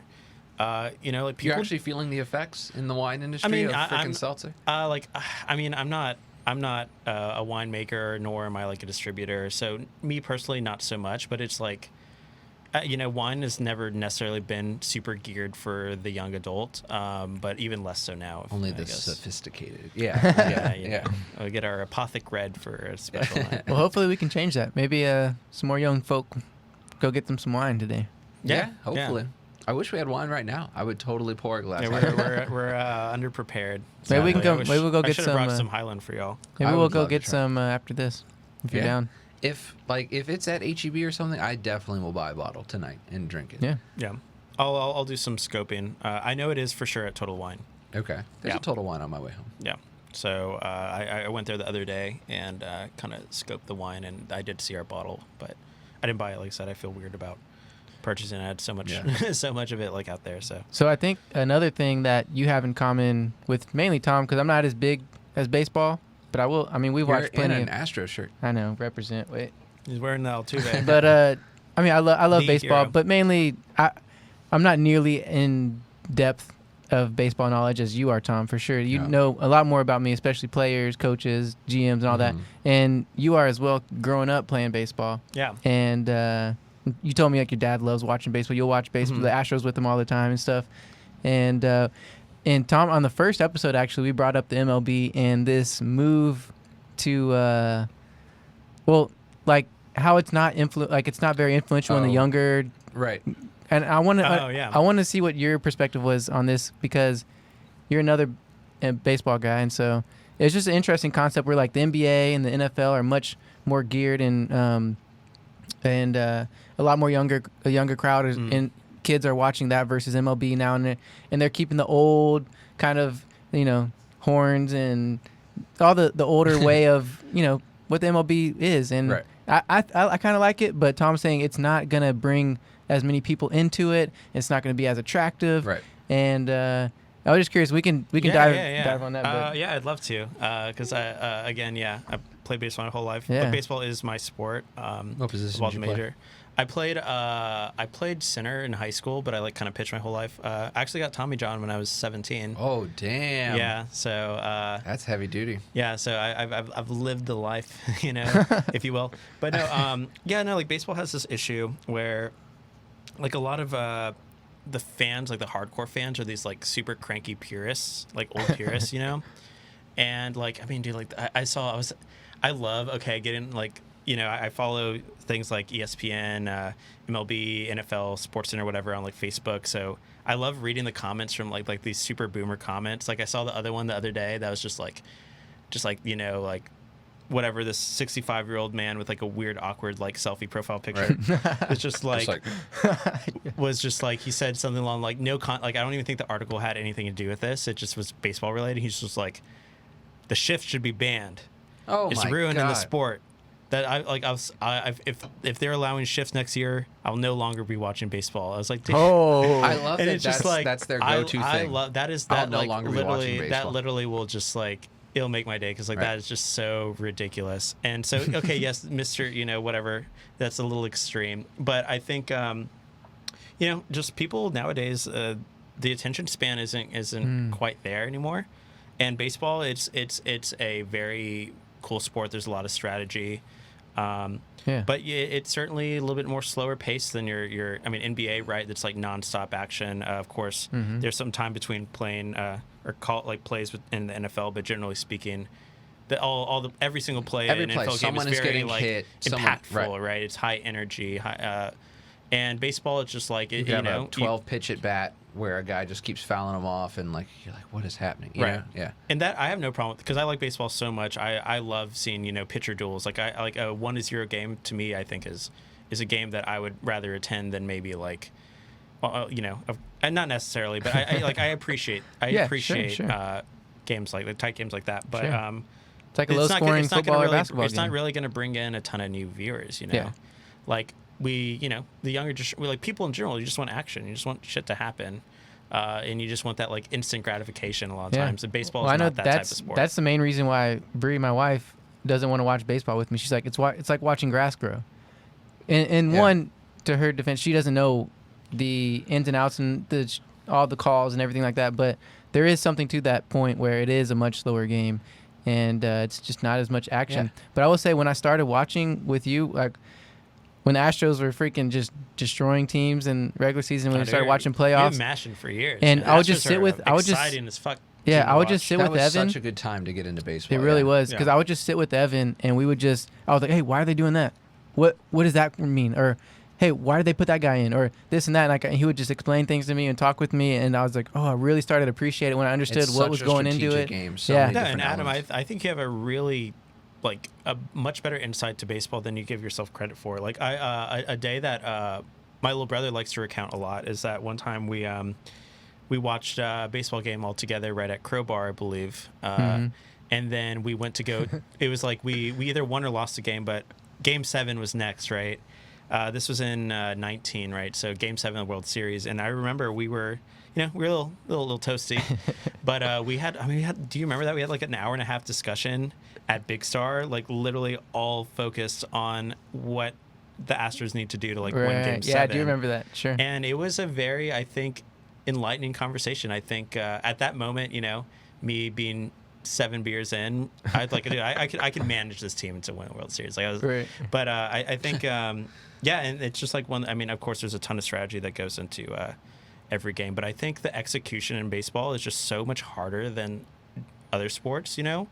It's like one of those things where if you're successful 3 out of 10 times at the plate, you're considered like you're considered like one of the best in the game, right? And you can't really say this, like, if you're shooting 30% from the field in basketball, that's very bad. And like if you're completing 30% of your passes as a quarterback, you're out of a job, sort of thing. So that kind of like puts in perspective. But then again, it's just like I have, I guess, life experience. Like I've played baseball my whole life, so I know how tough it is to be successful.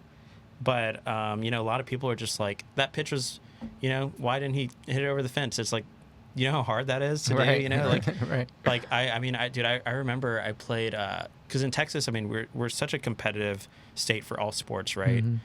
Baseball is no exception. And like I in high school I did, and like a little bit of traveling, and of course like played in high school as well. And so you do every once in a while face these kids that just like are destined for greatness, So like I've actually like hit against kids that are in the majors now, and it's just like you're like shitting your pants when you're going up to the plate. It's just like this kid's throwing like 92 with movement. It's like, what the hell do I do? Like you're just like living on a prayer at that point. Right. And it's just like, that's in high school, of course, and it's like in MLB, it's every single pitch you'll ever see is like impossibly difficult to like make contact with, let alone like good solid And contact. you're sitting at home on your couch like, I could have knocked that out of the park. What are you doing? And It's right down Main Street. And you're that, like, yeah, and it's just like, since you're wearing this jersey, it only like really makes Jose Altuve's accomplishments that much more impressive. It's a legend, man. And, in like, my eyes it already. literally like it blows my mind that he does the things that he does. Being Yeah. that he's such a great hitter and just his stature alone is mind blowing too, Yeah. right? Like you just don't see it now. I had a friend. She at UH. She was a I don't know what they're called, but the Astros like hype girls. You know what I mean? Yeah, they wear like They, the white two pieces. and they're not like the cheerleaders. The but T-shirts and the whatever. They're out there with Orbit and doing stuff Yeah. with him. Yeah. But she was telling me she's I think she was 5'6" is what Altuve's listed at. yeah. And she's like, I'm so much taller than him. Like he's straight not up. 5'6". He's not 5'6". So- he might be more like 5'4". Yeah. Yeah. Yeah, which is crazy. just like he's like 5'6" in cleats. How about that? Right. With Yeah. spikes. Right. But yeah, I don't know. It's just like incredible because like hitting with a wooden bat compared to like an aluminum one bat, is just like it's super nerfed, right? And like MLB stadiums are a lot bigger than like high school ones, at least like to dead center and like the power alleys. And the fact, like, dude, Altuve hits like 430-foot bombs every once in a while. It's like, how? Yeah. How are you? It's just, I don't know. Like, I guess like I said, I had the appreciation about how hard it is to just be successful in that sport, and the fact that like someone of that stature not only like made it there, but is like a top, dude, it's just ridiculous. You look at his strike unreal. zone, and it's just it's just ridiculous, this man's stature. And then my favorite thing is, so I always grew up in a New York Yankees household. My dad is from the Bronx. I always That's grew up. unfortunate. Don't even talk about me and my Yankees. I'm a diehard Yankee fan. So whenever the Yankees come to town, ever since the Astros moved over to the AL, whenever the Yanks come to town, my dad and we always go. And I love when you see like Judge standing next to Altuve, and it's amazing to think that these two guys are in the same sport, playing, just both of them playing amazing levels of baseball, but they could not look. It looks like a father standing out there with his son or something like that. Like when you'll see them, they'll be standing out at second base, and Judge is just towering over him, and they're both like all-star level athletes in the same exact sport. Right. They couldn't look more different, and that's what I love about baseball. What is Judge's listed height again? 6'7". 6'9". I think I he's don't know. it's I like don't know. 6'7" or 6'8", but it's He's a large. And he's human LeBron's being. height. Yeah. He's a large human being. He's an NBA like forward height. Yeah. I think he's Yeah. about 6'8". Altuve's listed at 5'6", but I'd put my money on him being about like Kevin Hart size, like 5'4". And just the idea that there's like 1'4" between these two men is So just hilarious. Do you think it's harder to pitch to Altuve or for Altuve to hit a home run It's always. I think the hitter's always at a disadvantage. at a disadvantage? But it's Yeah. like he has a smaller strike zone. But if you're a professional pitcher like that, it doesn't matter. You Like, know, okay. you can throw strikes. Like that is, Okay. everyone at the professional level can throw consistent strikes. Because I just always think Unless like you're Josh James. Ooh. Dude, he would freaking kill me. Every time he'd go up in the mound, man, it's literally just like my heart would sink. It's like, I don't even know what's going to happen. Oh, man. Being a Houston sports fan, you got the luxury of being a Yankees fan. Everything comes easy to you.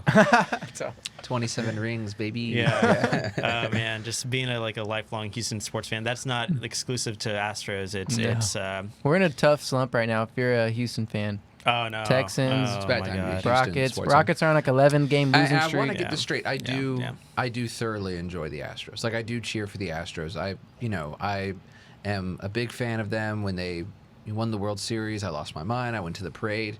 When the whole cheating scandal happened, I was heartbroken. So I am like an Astros fan. It's not that I'm solely a Yankees fan. So I'm right there with you. It's a horrible time to be a Houston sports fan. I'm a huge Rockets fan. It's a hard time to be a Rockets fan. I think we've lost 12 straight now.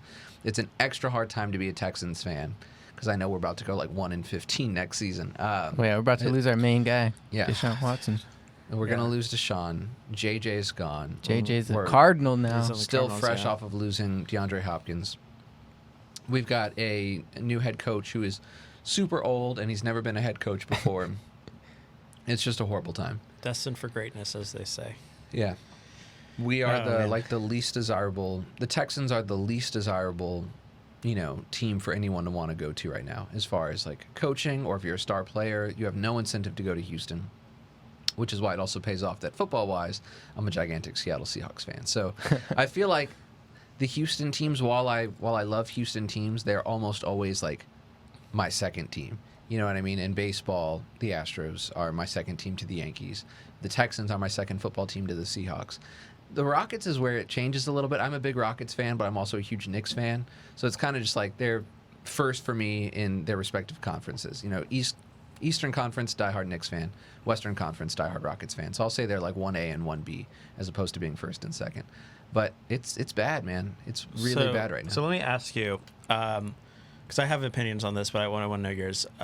What type of fans do you think Houston fans are? And when I say that, I guess to be more specific, like, do you think we are just like the most incredible fan base, or the worst, or somewhere in between as far as just like being diehard?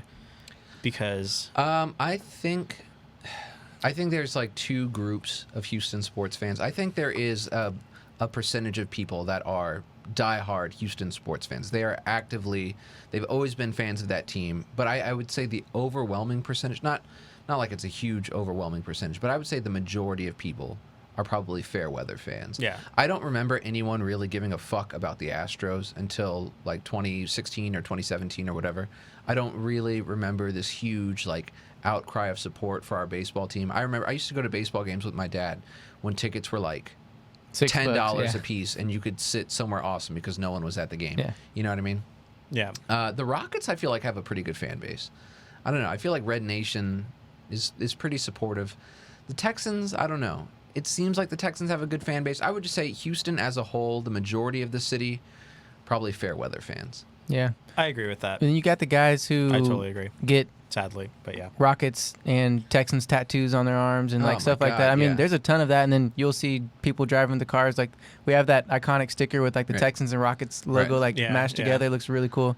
I mean, you got Yeah. a ton of guys who are huge fans, but then I agree. I think it is mostly fair weather. I would so. say there's probably more Cowboys fans in Houston Yeah. than there are Texans I would fans, say if so, not too. an equal amount. Like there's Yeah. a stupid Yeah. population of Cowboys fans here. They're all over. Yeah. Like not yeah. But I would make the argument, Adam, actually, I think like a lot of the people that have Astros, Texans, Rockets logos, I think that's more of an ode to I love Houston. I think so too. Right. I was going to versus, say like, that as well. I love Houston sports. Yes, I agree. That's just a way of representing that. Right, because Yeah. there is something about it's almost like the way we represent Texas, like how so many people just love Texas and like this is Texas and we're from Texas, we own it and we love it. That's the same thing, I think, same kind of vibe with Houston, and you're just gonna rep whatever Houston's repping, whatever the sports team is, no matter Yeah, what they're doing. yeah, yeah. You're just gonna love it and rep it no matter what. Right. So, yeah, it's pretty crazy. But It's yeah, interesting. Again, like man, dude, like the Texans is like a topic that I just like don't even want to think or talk about It's because so it's just so depressing. it's gonna just kill the mood. But Well, then what do you think the Astros are going to do this year? I think we can do fine. I mean we'll make the playoffs. I think there's no reason why we shouldn't win our division still. Seeing Springer leave is certainly heartbreaking. Springer Dinger. Yeah. But You kind of look like George Springer, And I'm Tom. happy that he's gone, so that people will like forget about him and stop asking. Doesn't he me, kind of look like "Look, you him? look like George. Well, my hair is like a little bit longer on the I get, sides. yeah, Yeah. yeah, I didn't think about it, but yeah, actually that's pretty good. That's yeah. I get it all the time. Oh, you look like George Springer. Now that he's gone, the people that wouldn't Yeah. normally care about baseball, Yeah. once the Astros like stop going to the World Series over and over, people kind of start to like know the players less and less, and I'll get the George Springer thing less, I think. Yeah. But yeah, I mean, I think they'll do well. I was pleasantly surprised by how well they did last year. I didn't expect them to make nearly that kind of run, considering they went into the postseason. What was their record going at? I mean, they were like right around 500, Yeah. right? Our regular season wasn't terribly successful. Yeah. It was like just good enough. Granted, it wasn't. It was very far from being a normal regular season. Yeah. Drastically fewer games. Really weird season. But I was really surprised with how they turned around and played. It'll be different to see how they play this year with all the personnel changes and. But yeah, I think they can do well. I don't know. I hope someone does well because the Rockets are having a horrible season. The Texans are about to be dog shit. So maybe the Astros will give us some. I don't know. I'm always excited when April starts we getting got, yeah. close because I just love when it's baseball season. Yeah, opening day I think has like a completely different allure than like game one of like the NBA season or NFL. There's just something like just I don't know, just like very captivating and just Yeah. exciting. It's just like such a long season, It's like this is a journey. It's 162 games. That's a lot. Man. There's two That is a seasons in lot. life. There's baseball season and the off season. There's like two times of the year for me. But I do think 162 games is a bit much. If it ever was voted upon for like, all right, let's see, should we do a shorter season? I think I'd be for it. I think 162 is a bit much.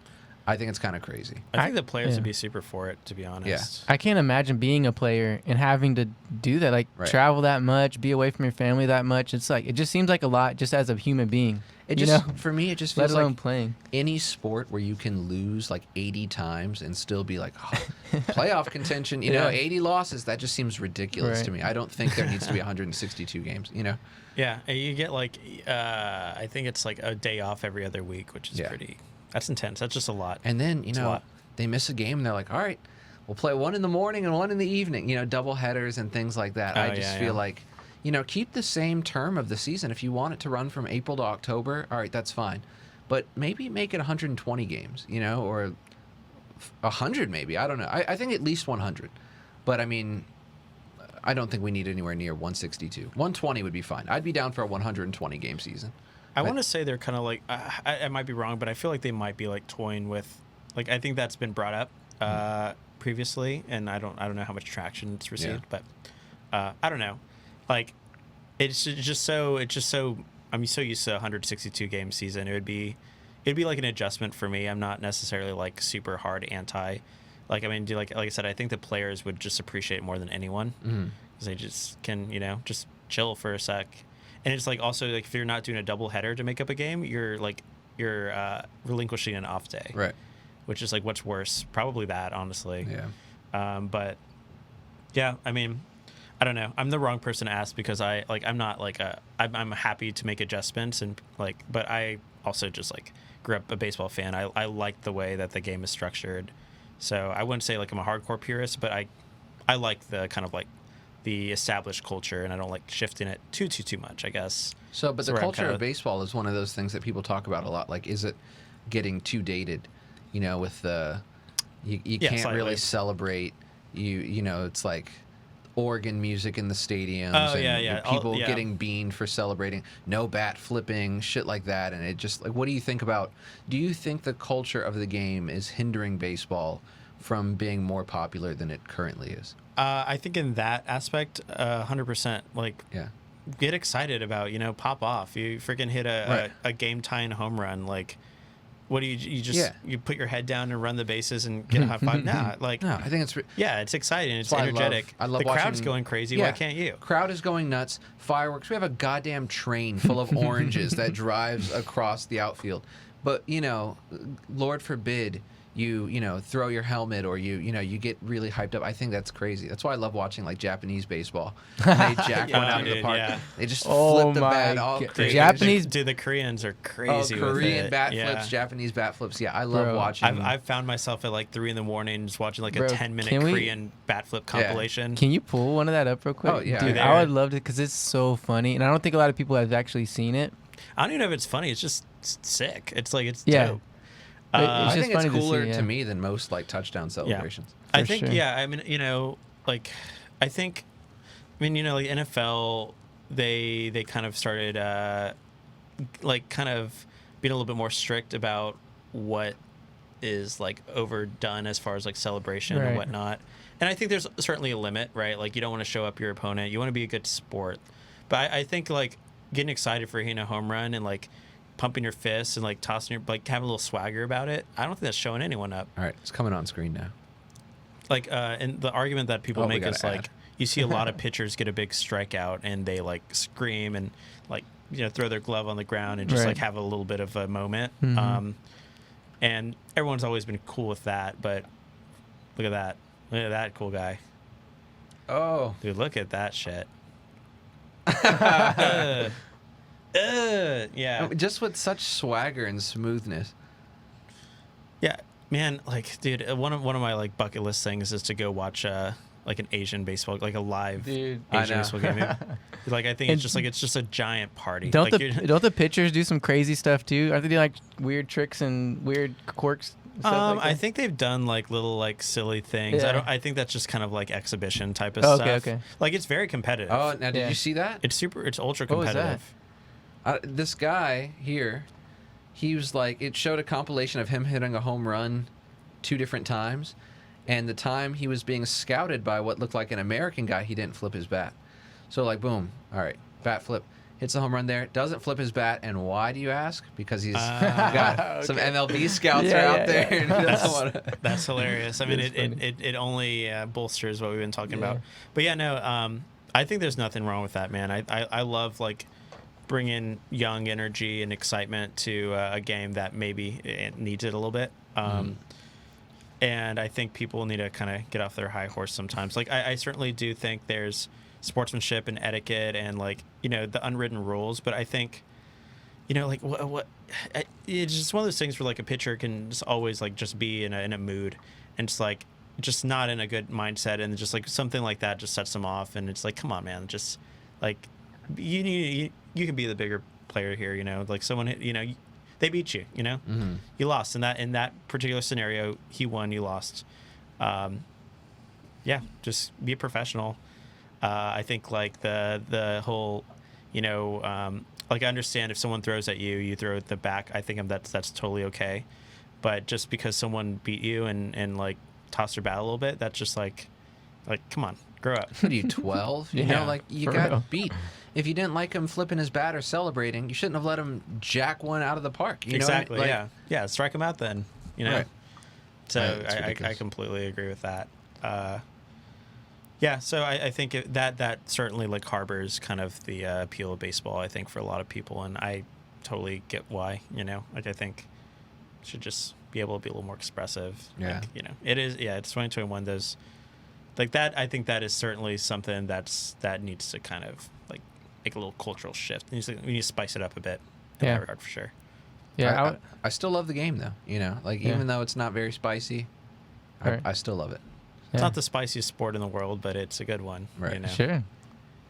I also like, I think is super spicy in baseball, or like the National League when you're like making double shifts or double switches rather, and like having to do like sacrifice bunts, and like your pitcher's hot, but you got a guy at second and third. Do you let him hit, or do you like I think that kind of like strategy is for me is like pretty spicy. You get a lot less of that in the American League, so I do kind of like the pitcher hitting.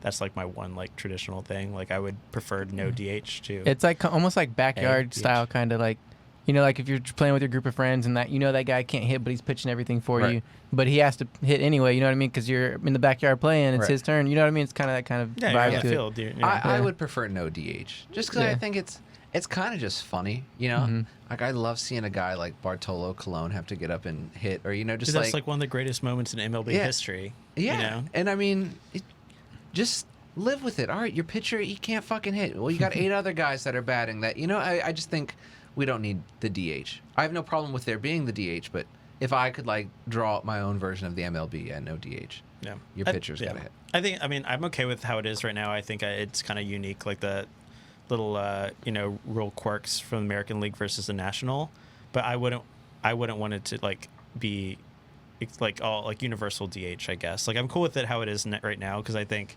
the pitcher is one, like one thing you got to think about is like Zach Greinke is a good example. It's like when you're like a pitcher in high school, you're usually just like the stud of the team. Like you used to mash in high school and like maybe even college, and then you get drafted and then you're like ultra specified.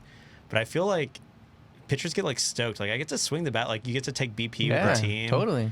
And then you have like these really like incredible moments when like David Price hits a home run. It's just like, that's awesome. Yeah, it is awesome for sure.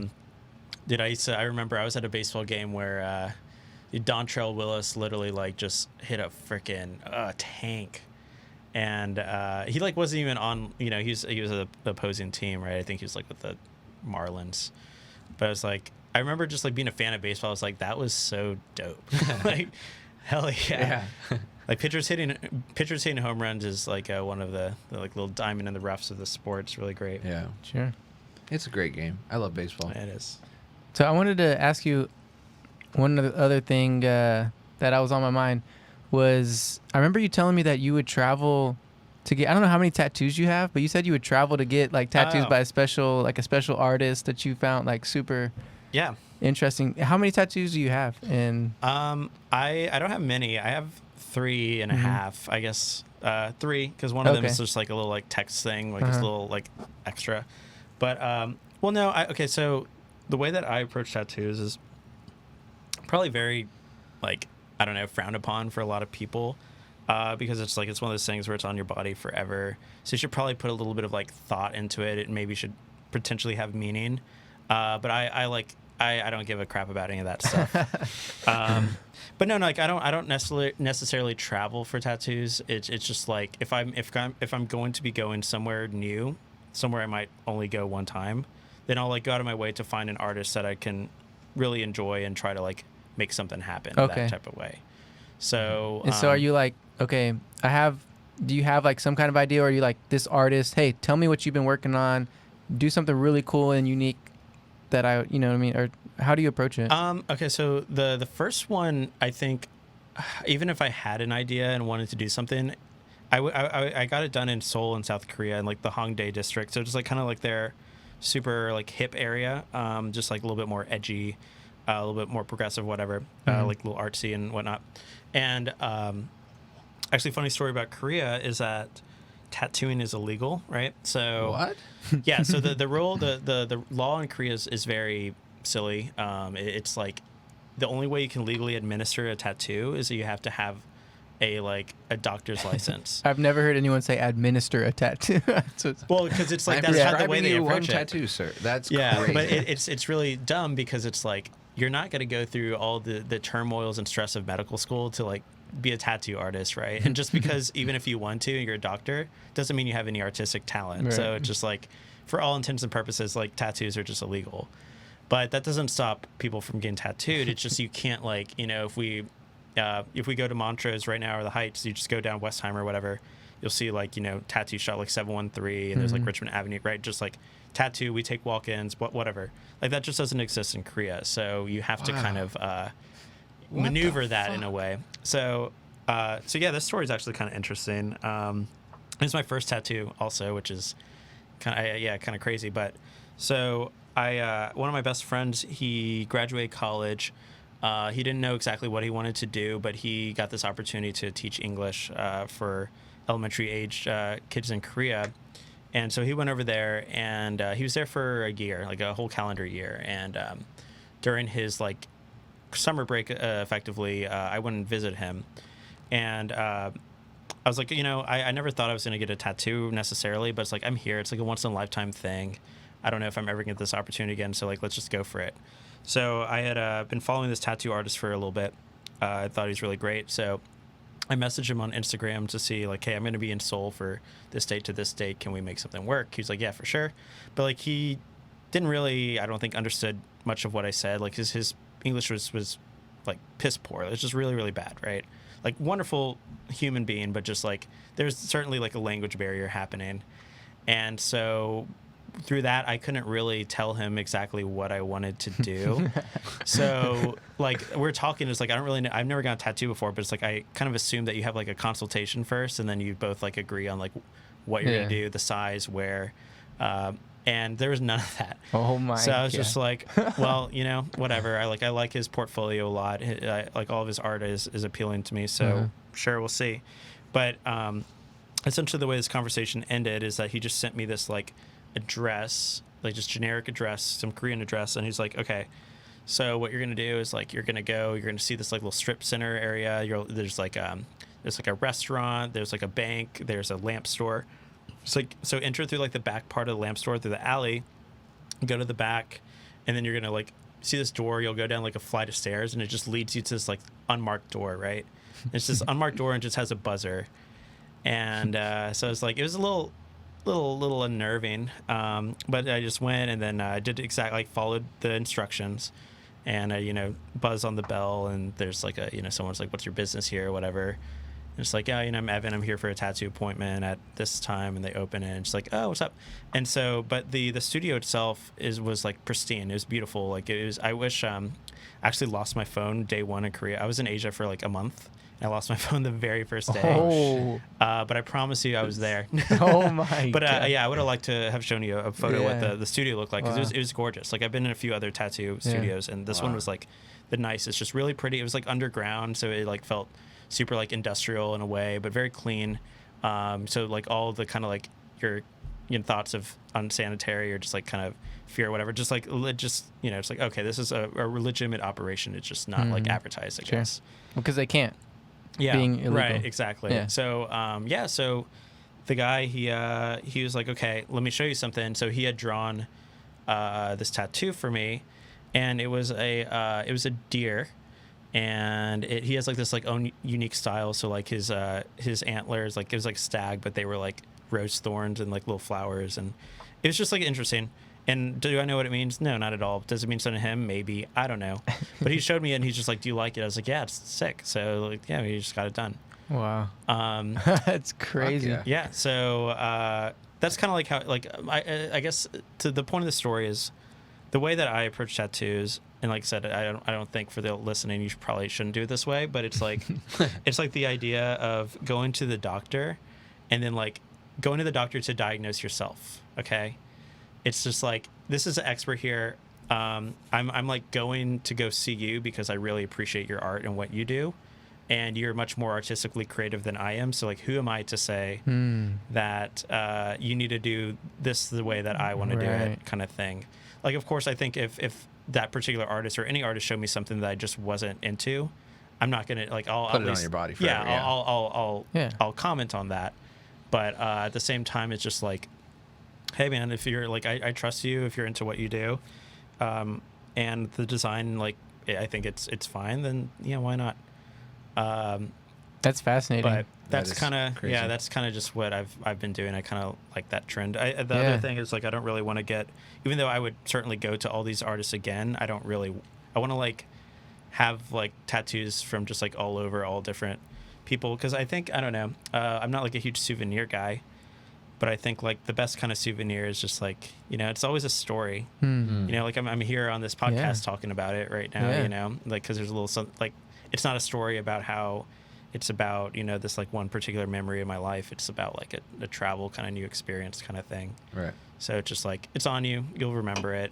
You know, it's just, I don't know, different strokes for different folks. That's the saying, right? Something like that. Yeah, Yeah. sure. Whatever. You know. I mean, that's kind of how I am. I have 3 tattoos, and my whole approach to it is I'm trying to get my tattoos in like cities that have importance to me.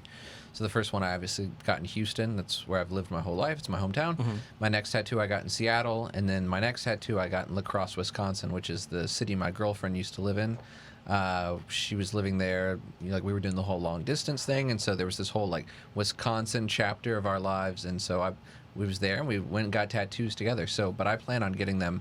I'll probably go to New York and get one in New York because that's where my dad's side of the family is from, and my family is there. And then, you know, if I ever travel to cool places, eventually I'll probably get more tattoos in Houston. So Houston will probably outnumber the other cities, but I want to try and get tattoos in places that are important to me. So, Yeah, and that's like, it's like, I love that. I think that's super cool. Yeah. And it's just like, that's your thing, you know. I like, there's no right or wrong way No. to do it. I think, if anything, like, that whole idea is like, it's got to be something like hyper meaningful because of, you know, it's on you forever. I think, I think that type of ideology doesn't have to necessarily be like the rule of law. You know what I mean? So, I mean, I'll probably get some Trying to shake tattoos it that up are a bit. fucking stupid. I like all of my tattoos. I feel like they each have a little meaning to them. But by the time I die, will I have some weird, stupid-ass tattoos? Yeah, probably. You know? Because, I mean, why not? It's fun, and they're awesome. They look super cool. And if it makes you happy, that's really the only meaning it needs to have, I think. yeah, absolutely. Like, I can say my tattoos are, like, I know I have a couple of just like silly ones, but they're just like, do I regret it now? Because they look good, you know? Yeah. At least for me. And I don't know. I mean, it's just one of those experiences. Like, yeah, it didn't have a meaning going into it, but now it does, because it's just like, it's an experience, you know. Yes, it's on your body, but it also, like, it brings back certain like memories of your life, and like, you know, Right. going to get an illegal tattoo in Korea.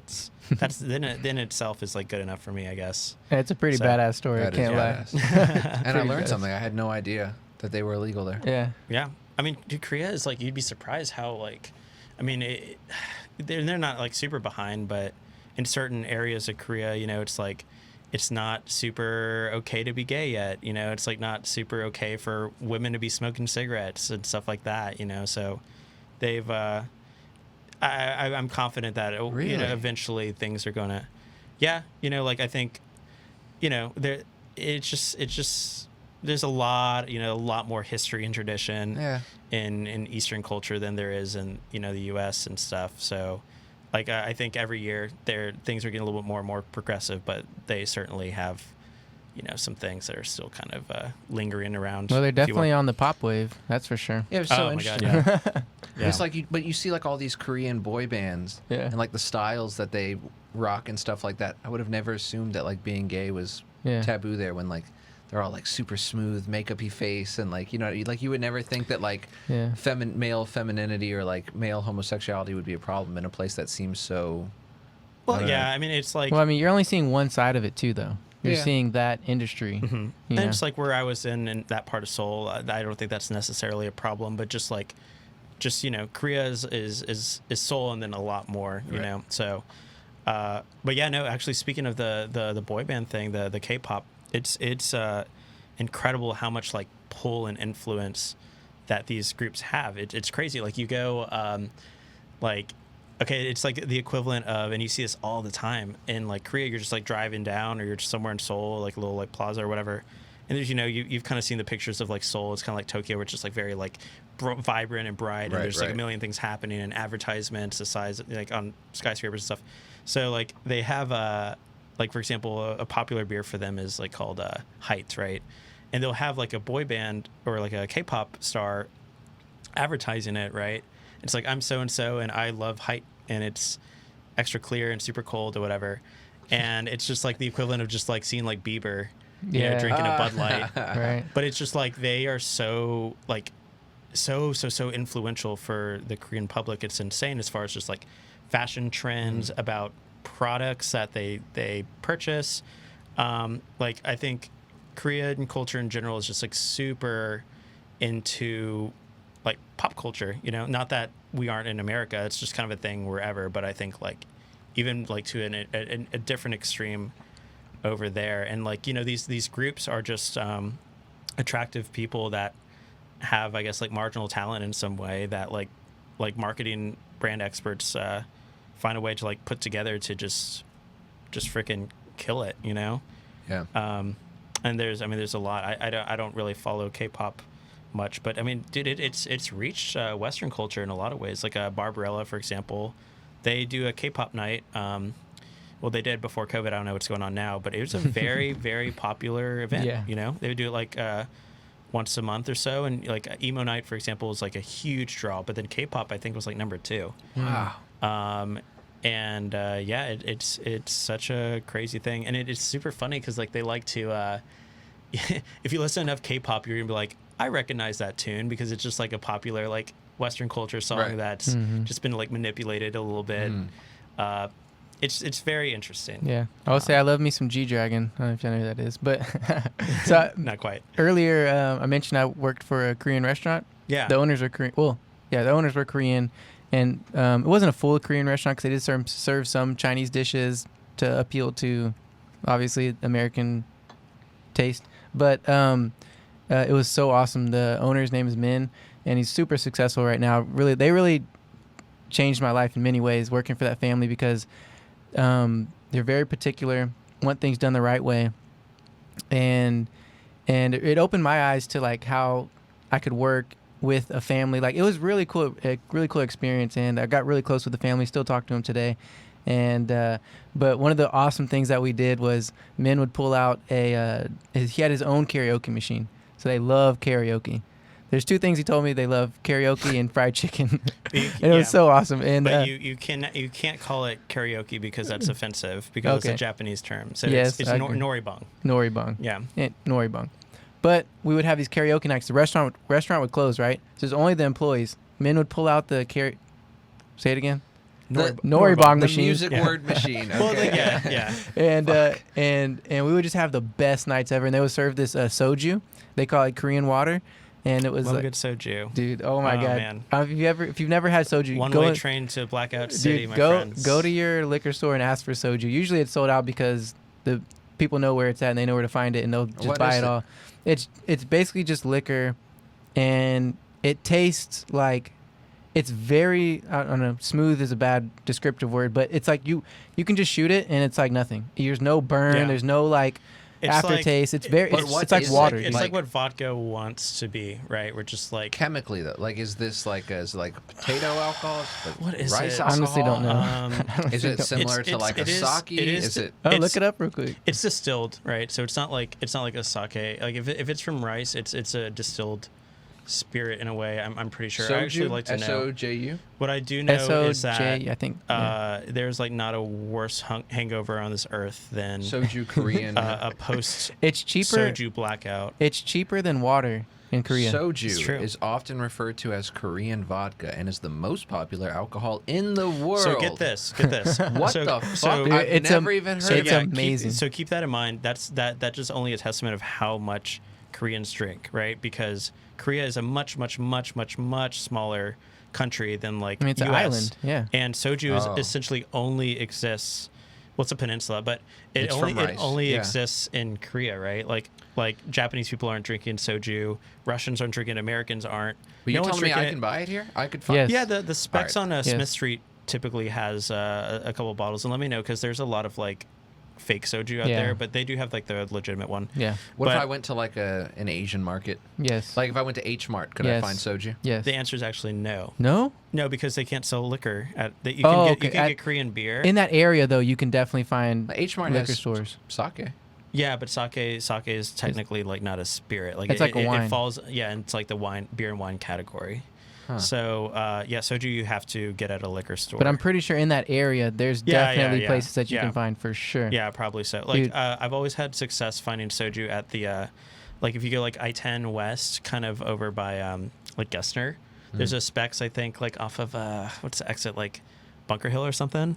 Like I have to go there right now to go home. Yeah, it's like. Oh, okay. Yeah, they usually have pretty good because they're right by. They're not too far from Long Point, which is like kind of like the Korean area of Houston. So they usually are kind of fairly well stocked there. And then another thing they do is mix it with like this yogurt milk drink. I want to talk about this more. I need to go pee. Go ahead, quick. dude. I have a lot to say about soju. it's so cool because there's like these little things that you know, like the Go-Gurt kind of things. Like it's like yogurt that you can drink. Yeah. It's basically like that. Yakult? Like what? Yakult? I don't know what the Colt is, but there's these little. I don't know what you're saying. Yakult. Hold on. Oh, okay. But it's so cool. You mix it with that, right? So it's like this yogurt. It's like a yogurt. Look at this on the screen. Alcoholic drink. Like this stuff? Exactly like that. Yes. Yeah. This shit is good. So man. you mix that. You mix your soju with that. Worldwide probiotic drink. Yes. It's a probiotic drink that you mix your liquor with, which I've never seen anyone ever mix. I've never seen anyone mix. I've never heard of it either. Go-Gurt or yogurt with a drink. It's crazy because it tastes amazing. When you drink it, you're like, wow, I can drink this shit all night. It's so good. How is it expensive? No, dirt cheap. All right, It's probably one of the cheapest things you could buy as far as alcoholic beverages. All right, I'm gonna get some Highland Estates wine, and I'm gonna get soju. Get some soju because you gotta experience it. I mean, it's a cool thing, but oh my god! So listen to this. Yeah. It is usually consumed neat, and its alcohol content varies from 16.8% to 53%. Yeah. Most like brands of moonshine. soju are made in South Korea, while soju is traditionally made from rice, wheat, or barley. Okay. Modern producers oftentimes replace rice with other starches, such as potato and sweet potato. Okay. So it can be made with any of those products, but I've never seen a type of alcohol that's like, it could be 16%, or it could be 53%. Who knows? Yeah. But no, it's a really cool thing, and I got to experience like miniature version of like the kind of Korean culture with that family I got to know in Austin. It was such a cool experience, and I love them so much. And we had some amazing nights doing karaoke. I don't know what the Korean word for it is. I'm gonna keep saying karaoke because Noribung, I think. Noribung, but I loved doing those such special nights, like because it's like that's what they love to do. Like for us, like we could go out to a club or dance and have a good time, get drinks and stuff. But like when I was hanging out with them, we would go to a karaoke like you know the private. Have you ever been to the private karaoke bar? I've never. Oh, Tom, we have to go. We have to go. It's an amazing experience. It's gonna take a lot of fucking soju to get no. me to do Here's the most karaoke, amazing thing. It's actually so fun. No, here's the most amazing thing, dude. dude. But it's so. All right, you go into great- this. You go into great this shop, right? It's a karaoke bar. You go in. You say, okay, I would like to get this room rented out for X amount of hours, right? Because I've played Sleeping Dogs. Okay, I know how so you the go in. You process have works. your own private Right. room. You Right. can bring your own liquor. Bring anything you want. Food, drinks. It doesn't matter. It's giant couches, and you have your own karaoke like machine. You can pick whatever songs you want. Yeah. Have a great time. Have a ball. It's an amazing time. I loved it. I think more people should do it. It's just a fun time, man. I Yeah. didn't think I had any interest in karaoke, and I kind of got like roped into doing something like that. And I'll tell you what, dude, it was a blast. It's an amazing It was so much time. fun. Yeah, some of the Yeah. best nights of my life. I can't lie. It was Yeah. an incredible time, for real. Wow. But yeah. All right. Well, I think I know what I'm gonna do when I leave here tonight. So what the hell are y'all on about right now? What would I miss? I was telling them about about how some people mix it with like the yogurt drinks. I don't know if you ever saw anyone in Korea do it, but I don't know about that one. yeah, you can mix the soju with like these little yogurt drinks. So like, what was that brand you pulled up? Yeah, I was telling him about Yakult, which are Yeah, like it's these very similar. little- It's a probiotic drink. Oh, okay. Yeah. Yeah. I know exactly what you're And talking so about. Actually, some of the Korean Yeah, friends those- I've had, yeah. they would mix it with that, and you would just drink it like that, and it was delicious. I know and exactly I was like, what wow. you're talking about. Yeah, I never had one of those, but yes, you're totally right. They're very popular. Yeah. Like we always like referred to them as just like they had a really popular one that was like strawberry milk kind of. Yes, But yes. it's exactly what you're talking about. Yeah. So I've never heard of that though, mixing like a dairy beverage with a alcoholic beverage. I've never heard of it's that. very unique, soju, right? So yeah, but like soju is just so neutral that Yeah. you can just like toss it in with, and that's how you you black out. You know, honestly, is like when you start just putting a shot of soju in every beer you drink. Dude. It's just gonna taste no different than what the actual Yes, beer is. it's literally tasteless. Yeah. Zero taste. And no super, burn. super smooth, like super easy to take down. Like you can, like for example, at my old age of 26, it's like a little bit of an undertaking to take a shot. Like I can do maybe a couple, but I need a little bit of time like in between. Right. There's no cool down time for soju. Like you could crazy. literally, and the other interesting thing, I don't know if Adam mentioned this, but you don't like sip on soju. You don't drink it out of the bottle. You pour it into a shot glass and you like shoot it. That is the way that you ingest this. So if you liquid. were sipping it, like people would look at you like you were just fucking insane. Like yeah, you that's just not. don't do it. It's not a thing. Yeah. The first time I had it, this guy was running around the party. The party I was at, was a karaoke party, and it was a giant bottle, like the giant like liter like water bottles you can buy. It was in one of those. The soju, it was a giant bottle like this. Yeah, massive. So those are the ones for. Those are the ones for that they have a reputation in Korea for being for like the hardcore alcoholics. Yeah, dude. It was or like the red top it was a Jinro. great time, man. Yeah. Oh yeah. I mean, the thing about Korea is that I've never had more fun drinking than I have when I was in Korea. Like just like drinking culture in Korea is. It's just so like exciting and fun because like they drink, man. Like in Korea they freaking get after it. It's like you gotta so like kind of the rule in Korea is that you don't eat without drinking and you don't drink without eating. So it's really like if you and I are going to dinner, like we're ripping shots and like slamming beers, dude. Like we're not having a glass of wine. Fuck yeah. And then when you're done like at dinner and you want to like go to the 7-Eleven to like get more fucked up or whatever, because like 7-Eleven in Korea is like a place where that's like my favorite part about Asia is just like hanging out at the 7-Eleven. is like a grocery store, right? It's more like than just a fucking corner store. Yeah, I mean it's basically just like little food, like shitty like stop and go whatever. Yeah, but it's different than 7-Eleven here in some respects. Yeah, like they'll set up a few tables, and what's really cool about it is like imagine it just like the 7-Eleven is yours, right? So what you do is just like, I want another drink. So you just go open like that, the door with the cooler and just get a beer or whatever. I want a snack. You just drink it. And then like at the end, when you're done, you pay for what you got. Korea, actually, a lot of places, they run on an honor system. So they don't like either one or two things happens. Like you either like pay as you go, right? So like they don't start tabs essentially, or you, me, and Adam are like drinking, and we're done with this bar. We're gonna move on. Then you're gonna pay just like, what do you have this evening? It's like I had 3 sojus, 8 beers, whatever. And like people in Korea don't lie about it. Like that, if they did that one day in America, like literally all hell would break. Like no one would be honest, right? Shit. Yeah. But that's just kind of the way culture works over there. And like I remember the first day I was in Korea too. My friend picked me up from the subway. And he's just like, yeah, let's go get a drink. It's been a minute. So we went to this bar. Very, very cool. It's like this underground bar, like kind of in the heart of Seoul, So just very, very busy. Just everything surrounding you is just happening. And so he wanted to go smoke a cigarette at some point. So we had to go like up to the street to go smoke because you can't smoke inside. So I was like, yeah, I'll go with you. And he left his like phone and wallet just right there at the bar. And so like he walks away. I was like, oh, whoa. Like, you left your stuff. Like, don't forget this. He's like, oh no, it's like in Korea, dude, like no one's gonna touch it, and like they won't. It just your stuff is unattended to. No one's gonna try to be sly and sneaky and like take your stuff. I've heard the same thing. Like people like they do run on that. Like at the 7-Eleven, you just party and do whatever you want. You eat your chips, you drink your sojus. It's like literally right there. You just reach and get whatever you want, and then when you're done, you just pay for what you got, and that's it. Wow, pretty cool.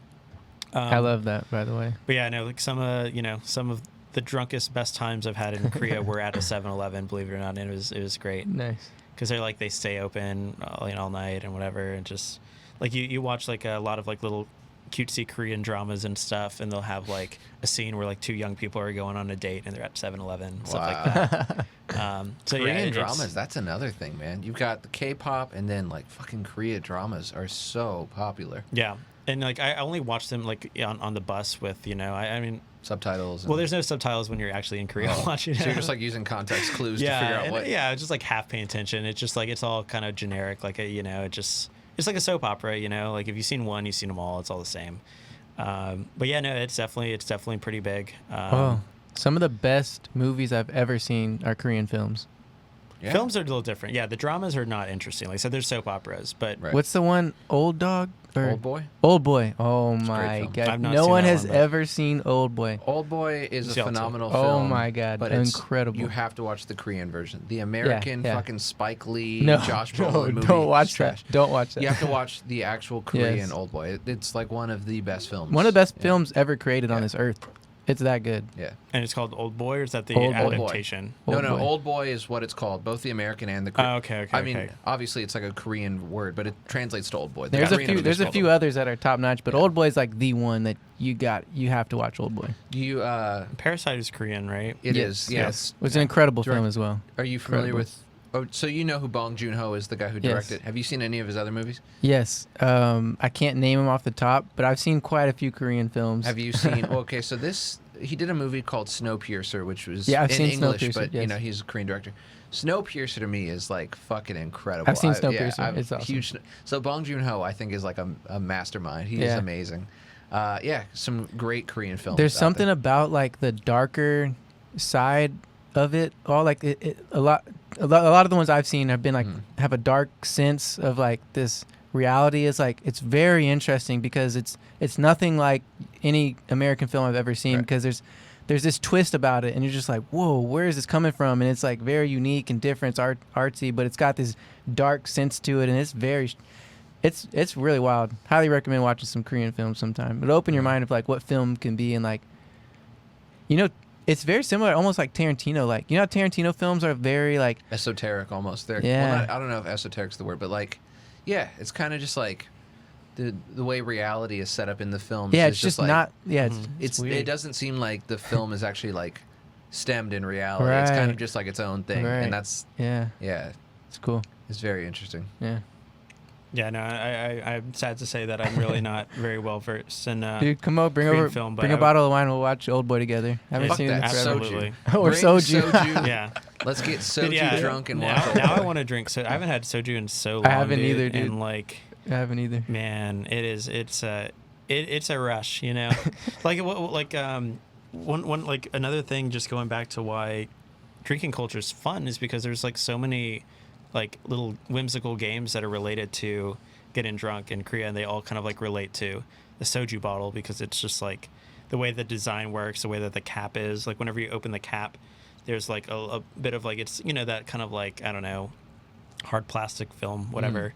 And like it usually like there's a bit of it that like jettisons off, and if you like twist it up, kind of like almost like a twist tie, you can like play a game where you pass it around and like everyone like tries to flick it, and Yeah. whoever like flicks it off gets to make someone, you know, drink more than they should. Oh, that's cool. And that's just like a great way, like, and that's like every time you drink soju, you know, and like, and again, like it's only in shot form, so that in itself is just like, Right.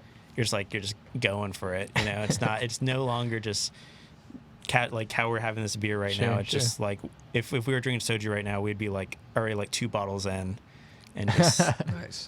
probably Alright. talking too much nonsense. But Right.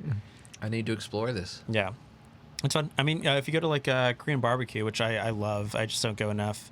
And we have some good spots in Houston. They'll always have soju. So yeah, just light beer. They have Height, Cass, and Cloud. And I love like how they're named. It's like Height was like the one I liked a lot, but they're all the same. They're just like swill.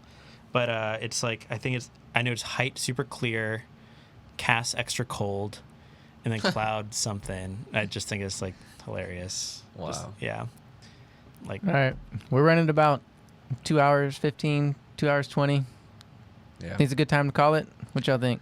Yeah, It's up to because if we keep going, we'll get like Lord of the Movie ring. Like Yeah. we'll get Lord of the Rings movie length. And this is the at that shortest point- 2 hours it's ever like. It goes by fast, gone I past know, in my that's why entire it's life. dangerous to do this, because like the last episode we did was over 3 hours. Yeah. And like we probably could have kept going. We could have but definitely the sun kept had going. gone down, and It we was were dark. like, we have to stop. Yeah. So yeah, I think let's call it now, and then like let's just have you back on the show again sometime, and Yeah, we'll yeah. talk more. I'd love to. Like, I almost feel like I mean, you know, I don't want to only be here to just talk about wine, so I'm glad. But yeah, man, dude, I have like so many things to talk about in that regard. If you have more, maybe next time we can actually have some wine, so it's a Yeah. little bit more like relative, Yes. I suppose. Next time, I But, think let's have wine Yeah. or something, or we all get drunk on a different type of alcohol, and we see how the drunks differ from each other. Like, That'd be a cool experiment. One of us gets actually. soju drunk, one of us gets wine drunk, and Yeah. somebody gets tequila drunk or something. We Yeah. just see what happens. That'd be funny. I like it. You know, I think I want to say we'd all be on like different wavelengths because it's Right. like the guy is drinking tequila, man. It's just like if I'm drinking tequila, like you're drinking wine and he's drinking beer, I'm like I'm litty. Yeah. I'm like out of it. Isn't that? And that's y'all are so just crazy. like having a and I'm just. But yeah, we should. Okay. I'm down. We'll, and then it'll also It's probably be fun baseball little season the experiment. next time. Yeah. So we'll be able to talk about baseball. Let's get drunk on the next podcast we do with Evan and talk baseball on 3 different types of alcohol. Those are 2 things I would say I'm pretty damn good at. All right. That's not. It ain't much, but I got you on those. And There then you in go. between now and then, watch Old Boy, and we'll talk about that too. Dude. Yeah, boy, I can do that's that really for good. you. Yeah. Do you know what like platform it's on, or do you need to just kind I of don't. like do a weird stream? You might have to do a weird stream, or you can probably rent it for like $2.99 on Amazon. Oh, yeah. Video okay. or something. Yeah. I'm sure you I'm can happy. find it. I'm Yeah. happy to do that. That's totally cool. Yeah. All right. Well, another successful episode of the Midnight Variety Hour. Evan, thank you again for coming on the show. Thank you, Evan. Appreciate until you, next man. time. Yeah. Thanks, guys. Drink cool drinks, watch a lot of baseball, and stay safe out there in the cosmos. Peace. All right. Cheers, y'all.